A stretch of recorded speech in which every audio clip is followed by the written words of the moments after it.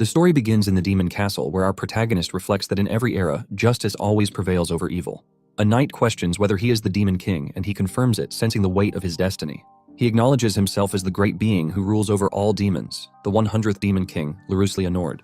Leruslia begins to wonder when everything started. Long ago, humans viewed demons as evil. Many of his kin were slain in the name of justice, and in retaliation, the demons fought back. Eventually, both sides pointed their swords at each other, leaving no chance for negotiation and rendering the conflict meaningless. He understands that the victor of this senseless war will inevitably rule the world. However, he also knows that humans have always feared overwhelming power. He recalls a future where the strongest heroes bring about the Demon King's end.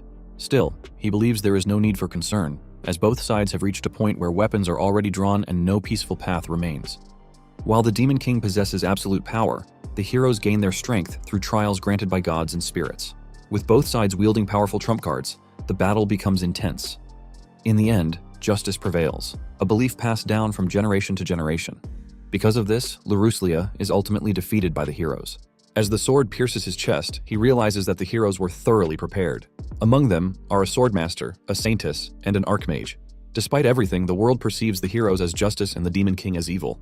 He begins to suspect that his defeat may indeed be the right outcome and allows himself a small, resigned smile. The knight notices his quiet laughter and wonders if he is hiding something. He meets the knight's gaze and reflects on a promise he made. The daughter of a friend was celebrating her birthday the next day. He remembers telling the child, Iris, that he would visit her and how she had welcomed the news with joy. He then informs the knight that the end of demonkind is near. Tears fall as he realizes that once the Demon King is gone, the remaining demons will be hunted, and Iris will be among those lost. The knight stands silently for a moment, considering his words, and then admits it seems he is telling the truth. He responds that of course he is, and reveals that all either side has done until now is kill each other. The church may call demons servants of evil in their teachings, but at their core, humans and demons are the same. He suggests that if the knight cannot believe his words, she should see the truth for herself.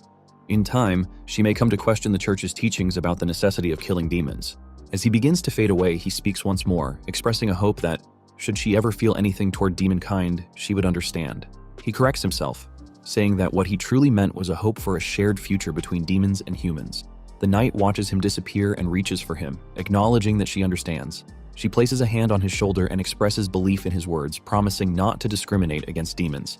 He quietly thanks her and realizes that the knight is a woman. This becomes his farewell, one that leads into the depths of hell. The final sight he beholds before death is the angry expression of the saintess. He wonders why she gazes at him with such hatred, but concludes that, as someone about to vanish, he does not need to know the reason.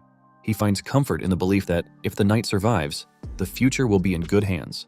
The Demon King, defeated by the hero, disappears from the world. The story is said to end happily, but that is not the truth. A voice begins to call out his name, Luru, over and over. He slowly opens his eyes. A woman smiles at him gently and greets him upon his awakening. He noticed that the person approaching him was a human woman. As she came closer, he began to worry about what she intended to do. She gently picked him up and commented that he was a good boy. When he tried to stop her, he caught sight of his small hand. She mentioned that he must be hungry and added that his mother would soon prepare a meal. At that moment, he realized that the woman holding him was his mother and felt a warm, comforting sensation wash over him. Although he knew he needed to think, he was already beginning to lose consciousness. According to a myth passed down through the demon tribe, creatures transcend the boundaries of species through the cycle of birth and death, and are reborn into new life forms. Leruslia, now known as Luru, never imagined he would experience it firsthand. He could clearly recall the days spent with his comrades and the moment of his defeat at the hands of the heroes. This made him wonder why he had reincarnated with his memories as the former demon lord and whether it held any particular meaning. No matter how much he thought about it, in his current form, all he could do was eat and sleep. He remembered how he had once been busy with official duties and endless battles. But now, as a baby, he found himself with nothing but free time. Observing the maid nearby, he realized he needed to gather information quickly. He wanted to ask her how many years had passed since the demon lord was defeated, but quickly understood that he couldn't even speak. He wished he could gain control of his body soon. The maid, suddenly recalling a task, picked up her wand and prepared to heat some water. She began chanting, summoning the red burn to produce a small flame. Watching her, he wondered whether that was supposed to be a spell and why the grammar in the chant sounded so strange. He thought that such a basic spell shouldn't require chants or tools at all. Then it dawned on him that, since being reborn into this infant body, he hadn't used magic even once. He began to wonder just how much magical power he now possessed. He clenched his tiny fist, knowing that humans generally had far less magical power than demons and expecting very little. But to his surprise, he felt a vast and overwhelming amount of magic within him. This made him question whether not just his memories but also his magical power had carried over. The sensation was no different from what he had felt as the Demon Lord, but he found himself unable to channel magic through his body as smoothly as before. He speculated that this might be due to either his human nature or the underdeveloped state of his body. Still, he believed that with special training, he could overcome it. He soon noticed that no one was around, which gave him the opportunity to explore his power. He knew that without it, he would be destroyed again, just like in his previous life. 7 years later, he stood in the library, freely using his power. He levitated books around him without even needing to climb onto a chair. After reading them, a snap of his fingers returned the books neatly to their shelves. Though a little concerned about attracting attention, he was relieved to see he could now use magic to a decent extent. He suspected he could even perform large-scale spells, but he knew their power was enough to destroy an entire village. That was something he had no intention of testing. As he walked through the room, he reflected that aside from magic, he had learned a few other things. From the day of his defeat, he had discovered that several thousand years had passed, which explained why everything now felt unfamiliar. Suddenly, someone called out to him. His mother had found him and noted his whereabouts. She noticed the book he was reading and asked if he was reading myths about the ancient demons again. He confirmed that he was, and explained that he found them fascinating. The ancient demons, once at war with humans, were now considered mythical beings, their existence questioned by many. His mother gently patted his head and asked whether he genuinely loved reading or if it was simply the natural fascination of childhood. He smiled softly, knowing that no one believed in the ancient demons anymore. Still, he was convinced that some of them might have survived. Demons lived much longer than humans, and even if only a few remained, he believed he could find them. Though for now, being just 7 years old, he was confined to the village and could do little more than read. His mother then recalled something and mentioned that his father, Patrick, would be returning home soon. In a letter, Patrick had said it would be about 2 weeks, and she hoped he would bring more books back with him. Patrick Caddis Nora, a sword instructor for the Kingdom of Leonard's Knights in the Lord of Caddis Village, was someone Luru longed to see again. He hoped he might resume swordsmanship training with him. But then, his mother paused again, remembering something else she had come to say. She asked whether he had plans to meet Rusty and the others that day. He realized he had lost track of time and confirmed it. His mother then urged him to hurry up and get ready or else he would be late. He agreed and soon found himself at the meeting spot, arriving just a little behind schedule. At that moment, someone called out and waved to him. It was Rusty, accompanied by 2 girls who pointed out that he was late. Rusty remarked that Luru had finally arrived and questioned whether they hadn't agreed to meet at that very spot. Luru apologized and explained that he had been delayed while reading a book. Rusty asked if reading was really that enjoyable, then added that, in his opinion, if someone was a boy, their interests should revolve around adventure. He then proudly declared that he intended to become an adventurer someday. Luru simply looked at him in silence. Mee chimed in, teasing that Rusty was always talking about adventure, yet he hadn't even passed Patrick's swordsmanship test. With a smirk, she asked when exactly they could expect to leave the village. Rusty, irritated, told me she was being too harsh. Yuri gently stepped in and told me that her words had been too much, pointing out that dreaming about something was important. The 3 children had been Luru's closest companions since his reincarnation. He knew that both Mee and Yuri harbored feelings for Rusty, which was likely why they didn't want him to leave the village. However, he also understood that it was another matter entirely whether Rusty was aware of their feelings. Luru then changed the subject by asking Rusty if he hadn't made a promise that day. He reminded him that something was supposed to happen, and noted that Rusty had seemed excited about it. Rusty's eyes lit up as he confirmed that Luru was right. Today was the day they had been waiting for. With enthusiasm, he declared that real adventurers were coming. Yuri pointed out that adventurers occasionally passed through the village, but asked whether those were just guards for merchants. Rusty excitedly denied it, insisting that this time it was different. A top-class adventurer, one who blazed trails into uncharted lands and would one day become a legend, was expected to arrive. He urged them all to head to the village entrance to meet the newcomer. Although hesitant at first, they all knew that once Rusty got an idea in his head, there was no stopping him. Shortly after, the group reached the village entrance and saw a crowd already forming. However, they were met with disappointment when they found no adventurer in sight. Luru told Rusty that it seemed the guest hadn't arrived yet, which left Rusty looking deflated. But in the next moment, Rusty brightened again, wondering aloud whether the adventurer might be arriving soon. He darted to the front, shouting excitedly that he would go check. As the 2 girls chased after Rusty, Luru smiled quietly to himself. He knew that being an adventurer meant exploring lands and slaying monsters. In the past, such a profession hadn't been necessary, but it now seemed that once managed lands had returned to an untamed state. He couldn't help but wonder whether that was merely the result of time's passage. Suddenly, a panicked scream cut through the air. A massive monster was charging toward the village and directly toward Rusty, who was in the lead. Luru instantly released his power, recognizing it as a monster from the forest. But before he could act further, he felt another powerful force at work. An elf appeared and used wind-based whirlwind magic to halt the monster's advance. At that moment, a figure leapt onto the monster's back. With remarkable ease, the man decapitated the beast with a single swing of his sword. Luru stood stunned by what he had just witnessed. As the monster vanished, the man, clearly the adventurer, looked at Rusty, referred to him as a boy, and asked whether he was injured. Rusty, who had fallen to the ground in fear, quickly stood up and shouted with excitement, overwhelmed by what he had just seen. Me reminded Rusty that he needed to say thank you, and Rusty, stammering slightly, managed to express his gratitude to the adventurer. A woman welcomed them warmly and said she was glad everyone was safe. Luru noticed her presence, but before he could ask anything, Rusty interrupted, wondering aloud if the woman was a spirit, complimenting her magic and pointing out her pointed ears. The woman replied that he was close, but not quite right.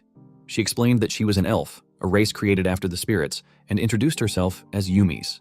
The adventurer then introduced himself as Gran, stating that he and Yumis traveled together as partners. Luru sensed a powerful magical presence from both of them, something he had never encountered in their village. It made him think that Yumis and Gran were truly capable individuals.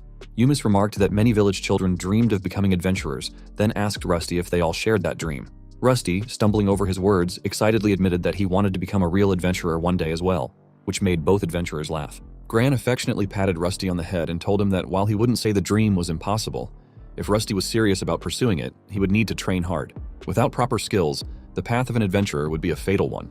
Rusty responded with energetic enthusiasm, prompting another laugh from Gran, who said it was a good answer and that Rusty had potential. Gran added that he would share some adventure stories with them, but first asked if Rusty could guide him to the village inn. Rusty eagerly agreed. Watching the exchange, Me turned to Yuri and mentioned that she didn't want Gran to get Rusty too fired up. Yuri, amused, questioned whether boys ever really change, no matter how old they get. Yumis, having overheard the girls, leaned toward Luru and asked if things were complicated between them. He replied that it was a typical love triangle. Yumis then teasingly asked what his situation was, whether he wasn't making it a love square. He simply responded that he was just an observer. She whispered that he seemed quite unusual, and asked if she was right in thinking that the two girls were cuter than average, suggesting that staking his claim now wouldn't be a bad idea. He thought her advice was highly inappropriate for a child and replied that he found it more enjoyable just to watch. Yumis, disappointed by his answer, said she was taking back her comment because his taste was terrible. He responded that her words were harsh and offered to guide her to the inn as well, suggesting she might be tired. She accepted the offer, saying that would be nice. As they walked, she mentioned with some exhaustion that they had also been attacked by a monster on their way to the village. Later that evening at the inn, the adults were served alcohol while the children sat nearby, sipping juice next to their parents. Gran began recounting their usual routine of stopping by the nearby ruins, but noted that this time Yumis had taken a particular interest in them. Yumis, slamming her beer on the table, retorted that if Gran was going to bring that up, he was far worse, especially considering he had once declared he would join a fighting tournament. Gran looked at her in disbelief, wondering if she had not just claimed earlier that she was too tired. Luru's mother remarked that it was wonderful how kind the adventurers were, and he replied that Rusty and the others had already grown completely attached to them. One of the village men asked Yumis if the two of them had come specifically to see the ruins on the village outskirts. Yumis replied that no one really knew when or for what purpose the structure had been built. Though it appeared old and possibly unimportant, she didn't believe that was necessarily the case. In her opinion, it had likely been constructed by the ancient demons, a statement that greatly surprised Luru. Gran responded that it wouldn't be so easy to determine, and even if the ruins were found, there was no definitive way to prove they belonged to the ancient demons. Yumis, clearly frustrated, asked whether it wasn't at least romantic to imagine such a thing. Luru considered that perhaps Gran had a point. Ruins could be found anywhere, and while he could identify those tied to ancient demons at a glance, he had no way of proving it. Their existence remained a myth. Me then asked Gran if they were always investigating ruins. Gran replied that they weren't, and explained that most of his time was spent defeating monsters. Exploring ruins and participating in tournaments were just personal hobbies. He added that they had come to the village because Yumis wanted to visit the area, though he admitted he enjoyed taking part in tournaments whenever he got the chance. Luru began to wonder if their journeys weren't driven by requests or duties but by personal curiosity. They seemed to embody the truest form of adventurers, free to pursue their interests, unbound by obligation. Watching them, he smiled, thinking their travels looked genuinely fun. Rusty suddenly declared that he truly wanted to become an adventurer. He admitted he had needed help earlier, but promised to work harder to improve his sword skills. He then begged Gran to take him on as an apprentice. Gran, however, refused. Rusty, caught off guard, began to cry and asked what Gran meant by saying no. Panicked, Gran clarified that it wasn't that simple. He explained that being an adventurer wasn't all about heroic moments. It also involved a lot of mundane tasks at the beginning. More importantly, he said he didn't have the resources to take care of Rusty until he became an actual adventurer. Rusty then asked if Gran would take him as an apprentice once he did become one. Gran laughed and said that if Rusty insisted, he supposed he had no choice and would become his master when the time came. He warned Rusty, though, that he wouldn't be able to teach him very much. Despite that, Rusty was thrilled and thanked Gran enthusiastically. Luru, silently observing, noted that Rusty was surprisingly persuasive when it came to negotiation. His mother commented that while Rusty seemed happy, she wasn't sure if becoming an adventurer was really a good path. Luru reassured her, saying he believed Rusty would be fine because his father had always said Rusty showed great potential. Mi then whispered to Yuri that Rusty was sure to become an apprentice now, which only made Rusty more motivated. Yuri responded that she knew it was a good opportunity for him, but admitted she felt a little sad. Suddenly, Yumis appeared behind them, startling the two girls.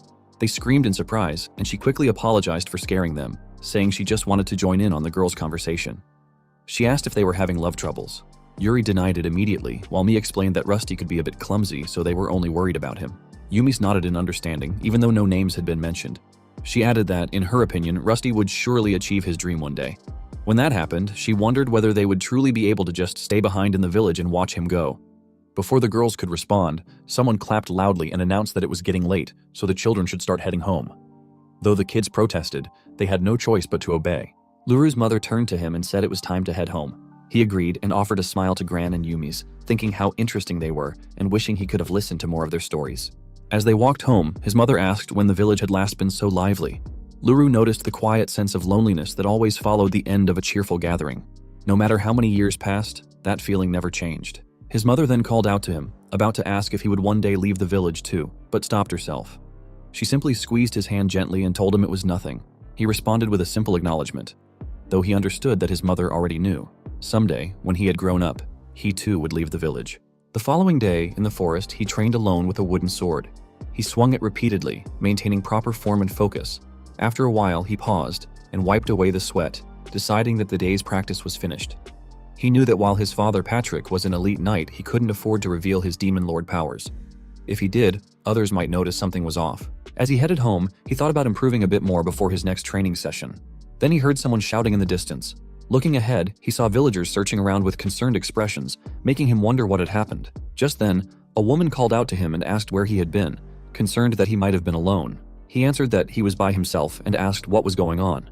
The woman replied in a worried tone that Rusty and the others were missing. He raised his voice, asking the woman if she had truly said that Rusty and the others were missing. The woman didn't answer directly, but instead asked if he had seen them himself, explaining that she hadn't found them since that morning. She reminded him that the children hadn't wanted to leave the previous day, so she suspected they may have gone outside the village without permission. He considered the possibility, and recalling the conversation from the day before, remembered that Yumis had mentioned visiting a ruin near the village. Though he had never been there himself, he believed it was located in the opposite direction from the village. He told the woman he understood, and that he would search for them as well. She thanked him and cautioned him not to go anywhere dangerous. He replied that he would do his best, but knew in his heart that the safety of those 3 children came first. They were, after all, the first friends he had made since becoming human. Upon reaching the village entrance, he was surprised to see Yumis. She shouted for him to stay back, declaring that she was about to erect a barrier around the village. She then summoned the innocent spirits of the forest to lend her their power in exchange for her mana and began constructing a magical wall separating the village from the forest. He called out to her in alarm, telling her that Rusty and the others were currently missing. Hearing this, Yumis froze and asked what he had just said. He explained that the children were likely not in the village and that everyone believed they might have gone to the ruin. He said that if he couldn't manage alone, he would ask the adults for help. But Yumis, full of regret, told him she couldn't stop the casting now. A moment later, the Arcanum mystic wall materialized at the village's edge. He shouted at her, demanding to know why she had gone through with it. Yumis pleaded for understanding, saying her priority was protecting the people within the village. Suddenly, they heard gunfire striking the barrier. He turned toward the sound and saw a magic machina firing at them. Yumis explained that these machines had emerged from the ruin and that several had been flying toward the village, prompting her to act quickly. He recognized the threat immediately. Those machines had magical cannons for legs and were designed as demon-made weapons to exterminate humans.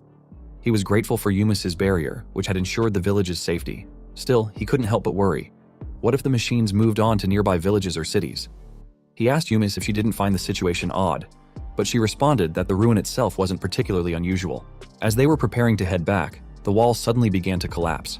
Gran was still inside, fighting a massive magic machina. He quickly deduced that it was a trap set inside the ruin. If that were true, then there had to be some kind of device controlling the machines. He told Yumis that he had to go somewhere immediately, confusing her. She apologized and said she couldn't cancel the barrier no matter what. After all, he was still just a child. He placed his hand on the barrier, and Yumis informed him that only the caster could grant someone permission to pass through. She urged him to go home. Instead, he broke through the barrier with his power. His hand pierced straight through the wall. Yumi stared in disbelief, asking how it was possible when she hadn't given him access. He apologized and explained that he had rewritten the magic equation, which now placed the barrier under his control as well. She asked what he meant by rewriting the magic equation and insisted it wasn't possible. But he simply stepped through, leaving her behind. He told her that he had increased the barrier's output slightly using her own mana and added that she shouldn't be able to leave either. He had applied the same restrictions on who could pass, so if Rusty and the others returned, she would be the one to protect them. As he turned to leave, he told her he was counting on her and that he was going to find the missing children. He ran off, ignoring Yumi's as she shouted after him. Left alone, she stood there stunned, wondering what had just happened, and whether that boy was truly a child. Meanwhile, inside the ruin, Gran was shielding the children. He had noticed that despite being active, the enemy machines hadn't attacked.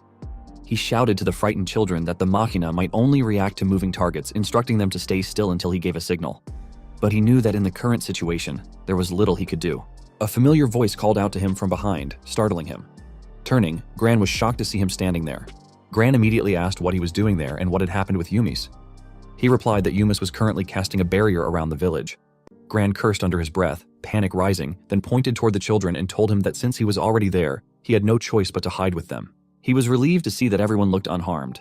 Then he turned his attention to the machina, Rupes Gigantes, a titan originally constructed for civil labor but occasionally repurposed for combat in emergencies. He realized that he was likely the only one capable of stopping it now. He also recalled the flying machina, the cannon abyss, which had dangerously precise targeting. These titans probably shared the same design and purpose. He stepped forward, wondering whether they would attack from a certain distance. Gran shouted at him to stop and not to approach. Still, he kept walking, prompting Gran to plead with him to listen. Rusty also called out, begging him to stop. He reassured them that he was fine and told Gran that he was counting on him. He took a few steps closer to the titan. The machine reacted to his movement, confirming his suspicion. As he stepped back, the machina returned to stillness. He told Gran that the spot where he now stood marked the range limit. As long as they didn't get too close to the ruin, the titans wouldn't attack. Gran observed that the titans seemed to be guarding the ruin and asked why that would be. He agreed and said he also wondered why they had been programmed that way. Since he had no memory of the ruin, he assumed it must have been built after his death. He told Gran that he was going inside to investigate something. Gran strongly objected, declaring that he wouldn't allow it and that he refused to let him risk his life. He added that the incident was their fault to begin with, and insisted he should stay back. After all, he was still only a child and lacked the strength to fight. He looked at Gran and asked if what he was really saying was that it would be acceptable only if he had the strength to handle it. He turned to Gran and asked whether someone truly capable could enter the ruins. Gran replied that, to put it simply, yes. Without hesitation, he rushed toward the titans and told Gran to watch closely. Gran was confused and tried to stop him, but it was already too late. He had sprinted closer to the titan guards. As he crossed the threshold near to the ruins, one of the titans activated and raised its weapon to strike, but he leaped high into the air. While airborne, he smiled at the massive machine and delivered a powerful punch to its body, shattering it into pieces. Gran and the others, including his childhood friends, were left speechless by the sight. As he landed, more titans charged in from all directions. One launched a massive spear toward him, but he calmly extended his hand and caught it with ease. With one motion, he seized the spear and counterattacked, obliterating the remaining titans and bringing them down effortlessly. Gran stood stunned and asked what exactly was going on with him. He simply responded by asking Gran if his skills were now considered sufficient. Gran, still in disbelief, admitted that after witnessing that, he had no words to argue. However, he insisted on setting a condition. When asked what the condition was, Gran explained that either he or Yumis should accompany him, as the ruin was a significant discovery, and having only a child enter could lead to complications later. Gran then said he would return to the village to escort the children back, and that if the magical machinery had been deactivated, he should not explore the ruin further. Instead, he should either return to the village or wait until Gran came back. He accepted the terms. Before Gran and the others left, he told his childhood friends to take care on their way back. Rusty replied with a nod, admitting that he understood. They simply couldn't keep up with him. Mi acknowledged that they had caused some trouble too, while Yuri apologized and urged him to be careful. He waved them goodbye, then turned to face the entrance of the ruin, wondering if now was the right time to proceed. Inside, he walked straight toward the control monitor and deactivated the magical machinery. He noted that no other operational systems or long-range attack units were listed, confirming his suspicion that the external machines were solely designed for defense. This led him to wonder whether the ruin had been constructed to preserve something. While scanning the terminal, He noticed a large room located at the deepest part of the ruin. A surge of curiosity urged him to go investigate immediately, but he remembered his promise to Gran and chose to wait. Moments later, he stood quietly in a corridor, trying not to dwell on his memories. Yet, they came back nonetheless. He recalled spending time in a similar structure with many of his comrades. It had once been filled with noise and laughter. Someone called out to him, breaking his thoughts. Gran had returned and apologized for being late, then asked if he was all right, as he seemed a bit down. He smiled gently and said he was fine, claiming it was just a little chilly inside the ruins. Gran agreed, pointing out that they were underground after all. He asked if the magical machinery had been fully shut down, and Gran confirmed that everything had been deactivated. When Gran asked how he had managed to stop it, he casually replied that he had touched a few things and it stopped. Gran then questioned whether he had also tampered with Yumisa's barrier, adding that she was furious. He remembered that and told Gran that it should be fine. He would simply rewrite the spell again. Gran looked at him incredulously and asked if he had any idea how difficult it was to rewrite a spell. Even a competent magician would require several minutes to do it. Gran also reminded him that Yumis was a top-tier magician, and despite her skills, she was still affected. This made him wonder aloud whether the technique of rewriting spells had been lost over time. He then told Gran that he would lift the barrier once they returned to the village. More importantly, he noted that there seemed to be a chamber deeper within the ruin, and they should investigate it. A short time later, the two of them arrived at a large door. Gran asked if this was the innermost chamber. Gran touched the door and said it didn't appear to open easily. He explained that doors in ruins like this usually open only when certain conditions were fulfilled. Perhaps something in the previous room had to be activated. He replied that going back would be troublesome, but he had already checked and found no such feature. Reaching out to the door, he speculated there might be another way. As soon as his hand made contact, the crystal embedded in the door lit up. A voice echoed from the crystal announcing that magic wave energy had been confirmed and identification had matched with the 100th King, Laruslia Nord. It then asked whether he wished to release the lock. He was surprised that it recognized him as the Demon Lord and gave the order to open. The system acknowledged the command, and the crystal began to rotate. The door then opened. He turned to Gran and asked if they should proceed, to which Gran, stuttering, gave a hesitant yes. Upon entering, he froze in shock at the sight of a vast white room with a massive white capsule positioned at its center. He was certain it was a long-term hibernation capsule meant for the Demon Clan, developed in case they lost the war with the human race, an effort to preserve their future existence. Approaching with sweat on his brow, he wondered if the research had succeeded and whether someone was inside. With trembling legs, he moved closer, filled with the hope of seeing an old comrade again. When he stepped up to the capsule, he silently pleaded that someone would be inside. Peering in, he found Iris sleeping peacefully. Memories flooded back of the time he had missed celebrating her last birthday. Although he had prepared himself to die in that war, tears welled up in his eyes, grateful that after thousands of years, he would finally be reunited with Iris. Gran, shouting from behind, demanded to know what was happening and why there was a person there. He noticed that Gran hadn't recognized Iris as an ancient demon. It made sense. Demonic characteristics were largely unknown in the modern world. He explained that he wasn't sure of everything, but believed she might still be alive and suggested they open the capsule and check. Gran, scratching his head in confusion, asked how they were supposed to open it. He fell silent, thinking that if the system still worked the same way as before, he might be able to activate it. He reached out and touched the capsule with his power. A system voice asked if the hibernation device should be stopped. He confirmed and added an order to prioritize the life of the person inside.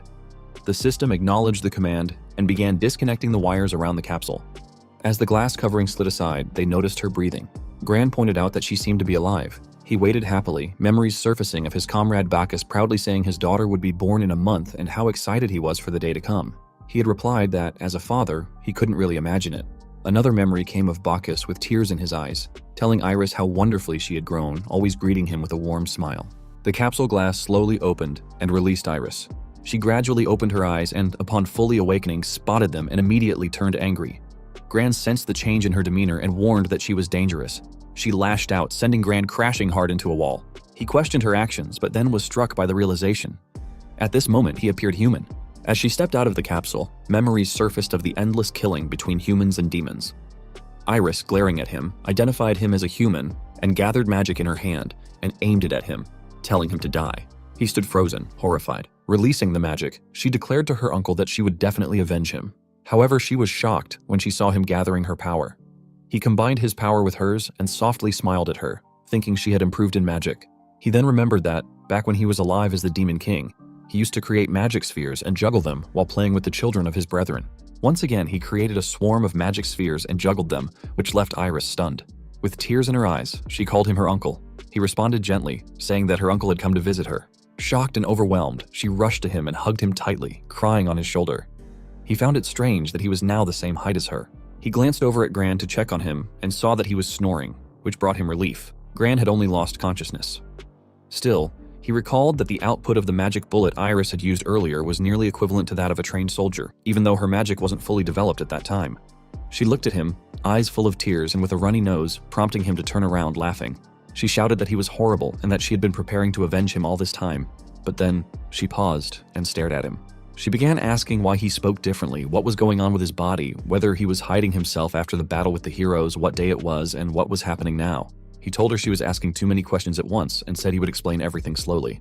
She apologized and asked if the one who had been thrown away earlier was all right.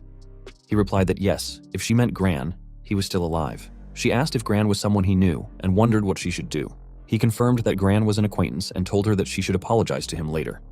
He then explained that he had only recently met Gran but found him to be a kind person. He suggested that if they claimed the attack was an unforeseen accident, it would be fine, which impressed her. She told him he was really smart. He turned around, remarking that it would be awkward if Gran woke up now, and then sat down. He invited her to sit as well, saying they should talk for a while before Gran regained consciousness, because he had so many things he wanted to ask. She gladly agreed. Once they were both seated, he asked if it would be hard for her to believe that he was the Demon King, from her current perspective. She replied that it wasn't hard at all. Her uncle was her uncle, and she had no doubts. He was surprised by her certainty and asked how she could be so sure. She responded that it was because he had juggled the magic bullets earlier, and among the demon kind, he was the only one capable of controlling that many. He questioned whether her father Bacchus could do it as well, but she shook her head and reminded him that her father was never good at controlling mana, which he acknowledged. She added that her grandfather, Mythos, could also manage it, but he had no interest in anything other than his research. Her elder sister, Rome, was also a bit clumsy. He smiled upon hearing her stories and found himself tearing up. He thought that although these were mundane memories, they had always been like that. In that moment, he realized he cared about his brethren more deeply than he had thought. She apologized, worried that it was a painful memory, but he assured her it wasn't. Instead, he felt happy just listening to her and admitted that, at the very least, he felt relieved. She looked at him with concern and reminded him that his body was definitely human and his age appeared young. She asked again what was actually happening. He hesitated, unsure how to explain it. As far as he knew, Iris wasn't the kind of demon who discriminated against humans, but her expression earlier had been different. He suspected she might be struggling to accept the reality. Clenching his hand tightly, he told her that he was actually reincarnated. Iris was confused and asked what he meant by reincarnated. She also asked if he was essentially saying that after his death, he had been reincarnated into a human body following a long period of time. He confirmed that she was right and told her that the current version of himself had a human father and mother, both gentle and kind individuals. She became quiet for a moment, then said that hearing those words made her feel somewhat relieved. Knowing that he was already satisfied with his daily life as a human, she felt there was no longer a reason for her to see humanity as the enemy. She admitted that she used to devote herself entirely to avenging him and that things had become quite violent, which left him stunned like a stone. Panicking at his reaction, she quickly tried to explain that it wasn't what she meant. Even if it had been violent, she insisted she hadn't done anything truly horrible. For example, she mentioned gathering a group of demons and attacking the human army, or occasionally leaving notes under soldiers' pillows with threatening messages, telling them they could be killed at any time, so they should always be prepared. She then swore that their actions never went beyond that level. However, he already considered it extreme and asked if that meant the demon kind had not been annihilated, given they were still capable of causing such trouble. He pointed out that it wouldn't be surprising if humanity launched a campaign to hunt demons down. She admitted that, just as he said, there had been such a campaign in the past, and they would certainly have been eradicated. He asked in disbelief if the campaign had really stopped, knowing that humanity had once unified out of hatred for demons. He couldn't understand why they would suddenly abandon it. She explained that it wasn't so much that it had stopped, but rather that it couldn't continue. Humanity had become divided into two major factions, one under the banner of the church, and the other under the banner of the hero who had defeated him. He was stunned upon hearing this and couldn't believe that the knight had truly kept the promise she once made. Iris remarked on the irony, pointing out that the very people who had killed the Demon King were now protecting his subjects. He then asked what had happened to humanity after that, but she replied that she didn't know. She explained that during one of her guerrilla operations, she had been captured, and by the time she regained consciousness, she was already placed in the deep sleep divide. Curious, he asked what kind of person could capture a demon without sustaining any damage. She replied that it seemed the person had used a magical device that blocked cognitive senses, and based on the scent and silhouette, she believed it was a woman. She then told him that she didn't know the reason behind the woman's actions, but looking back, she was genuinely grateful, because it was thanks to that moment that she was able to meet him again. He sadly called her name, and she tightly grabbed his clothes. She then told him that during the time they had spent together, she had been truly happy. Even though he had been busy with his work, he always made time to play with her and celebrated her birthday every year. When she had heard the news of his death that day, she thought she would never be able to talk to him again like that. She felt as though it had all been a dream and begged him not to force himself like that again. He apologized to her while gently patting her head, assuring her that he was human now and such a thing wouldn't happen again. She told him that she would be happy if things stayed like this and asked how she should stay by his side now that he was human and whether the other demons knew about it. He told her sadly to listen carefully. The era where demonkind existed was already over, and it had been more than a millennium. This meant everything had changed. She asked him, her voice heavy with sadness, if he was saying that demonkind had already been annihilated. He responded that he thought some might still be alive, but demonkind was now considered ancient, and they were regarded as legends. She said that she had thought she had already prepared herself for this, but now, having been separated from those close to her so suddenly, she was starting to get used to the feeling. He looked at her with sadness, knowing that after his death, Iris must have been around 10 years old, and he guessed she must have seen her friends get killed. Clenching his fists tightly, he thought that if only he could have protected demonkind, this wouldn't have happened. He apologized to her, which surprised her, but she smiled softly and told him it was all right. She then stood up, telling him that he had already done his best at that time, and that if he hadn't been their king, she was sure the demons wouldn't have survived as long as they did. He was their hope and her hope, which is why it was all right now. Hearing her words surprised him. He smiled and thought to himself that Bacchus's daughter had grown splendidly. She then told him that even so, for demons to be considered legends meant that if she were ever seen, they would capture her and that it would be troublesome. He reassured her that she shouldn't worry about it because Gran, the person she had knocked away earlier, was currently adventuring with Yumis, an ancient being. Yet even Gran hadn't realized that he had been facing a demon earlier. He knew that this was not a topic known to the general public. So in order for them to leave together, he had somehow persuaded his mother. Gran then woke up, feeling pain in the back of his head. He saw them talking and heard Iris suggest becoming his housemaid. Gran remembered how she had attacked him earlier, and panic spread through him. He shouted, which got their attention, and asked what the meaning of this was, making Iris stare at Gran. He shouted again, telling Gran that it seemed that there had been a misunderstanding, and Iris assured him that she wouldn't attack anymore. Gran was shocked and confused at the same time. He walked closer to them, saying that he didn't understand, but confirmed that the bloodlust was gone. He then asked Iris why she attacked him. She panicked and stuttered that it was a classic case of mistaken identity. She added that it might be too late to say it, but she was truly terribly sorry for what she had done. Gran asked why she had sought vengeance at such a young age and wondered if that was why she had mastered such magical prowess. He then asked her if life had been that tough, and she nodded sadly. Gran agreed, smiling as he told her that it couldn't be helped if that was the case, so they should consider it an accident. She smiled at his words and thanked him, but Gran told her to drop the formalities, as they didn't suit him. Gran then asked if they should head back to the village and what about the girl. He replied that it was something he had wanted to discuss. He told Gran that Iris seemed to have no one and had apparently fallen into deep sleep after being caught in an enemy trap, so he was thinking she could live in the village. Gran agreed, saying it made sense because in the city, Iris would probably end up in the slums. He then suggested they head to the village for now, to which Iris excitedly replied, "Okay." A moment later they emerged from the ruin, and Gran asked if that place was a ruin of the ancient demonic race. He simply replied that he wondered about that too. Although he couldn't prove it, he was certain the place was related to them. Regardless, he was grateful for the ruin, because it was where he met Iris. He understood that the truth about ancient demons and being the demon lord were things he couldn't share with just anyone, but now he could finally speak about them to the only kin of his kind. Iris noticed him looking at her and smiled, making his heart feel warm. Gran commented that it was touching, but since Yumis wasn't with them that day, they would need to conduct a thorough investigation again sometime. He added that, having discovered such an extraordinary ruin, it looked like they were going to be busy from now on. He teasingly asked Gran if that meant he was going to become quite famous and admitted that he was envious of him. But Gran responded by asking what he was talking about when he would be busy too. This left him confused, until Iris explained that since he had explored the ruin with them, he would also be recognized for his achievements. He protested that he was just a 7-year-old kid and no one would believe it, but Gran challenged the idea, saying that everyone would believe it, especially because he would spread the word himself. This shocked him. Gran continued by saying that his mouth was lighter than feathers and that Yumis would probably blab about how he tampered with her barrier. He reminded him that they both knew what Yumis' drinking habits were like. He panicked and told Gran to wait. He thought to himself that it wasn't that he wanted to live in hiding, but he just didn't want it to be publicly known that he was the demon lord. He didn't mind being recognized for his abilities, but standing out too much and getting involved sounded like a major hassle. Gran noticed him deep in thought and reassured him that he had only been joking. He added that if he ever wanted to claim the achievements, he would help spread the word. but since he knew that wasn't what he wanted, he promised to stay quiet. He told Gran that a first-rate adventurer's jokes were also first-rate, and Gran reminded him that he had started it, making him realize that Gran's earlier comment had been a comeback to his own joke. It became clear to him that Gran had no intention of spreading anything, and from that he guessed they might actually be trustworthy enough to speak to about demonkind. He began walking, thinking that they would probably return to that place tomorrow or the day after, so he had time to consider it more. But suddenly the ruin behind them collapsed.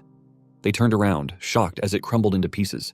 Gran panicked at the sight and he tried to comfort him, saying that these kinds of things happened. Gran responded sadly that he had gotten used to it. It happened often when he was with Yumi's. They approached the wreckage, and Gran commented that in the end, all they had left from the discovery was the village's magic machine and the scattered parts of the giant constructs. Iris asked if that wasn't still better than nothing, and Gran agreed, but then he suddenly stopped talking. Iris, confused, asked why. Gran replied that Yumi's was going to cry about it. A moment later, they were on their way back to the village. He began to feel a bit nervous. He knew that both the chanting and efficiency of Yumi's magic were remarkable, and he had casually rewritten her proud barrier. That led him to suspect that Yumi's might still be inside the barrier. As they arrived, Gran called out to Yumi's, saying they were back. But then he froze in fear at the sight before him. Yumi's still standing inside the barrier, releasing a menacing aura and staring at them with unmistakable fury.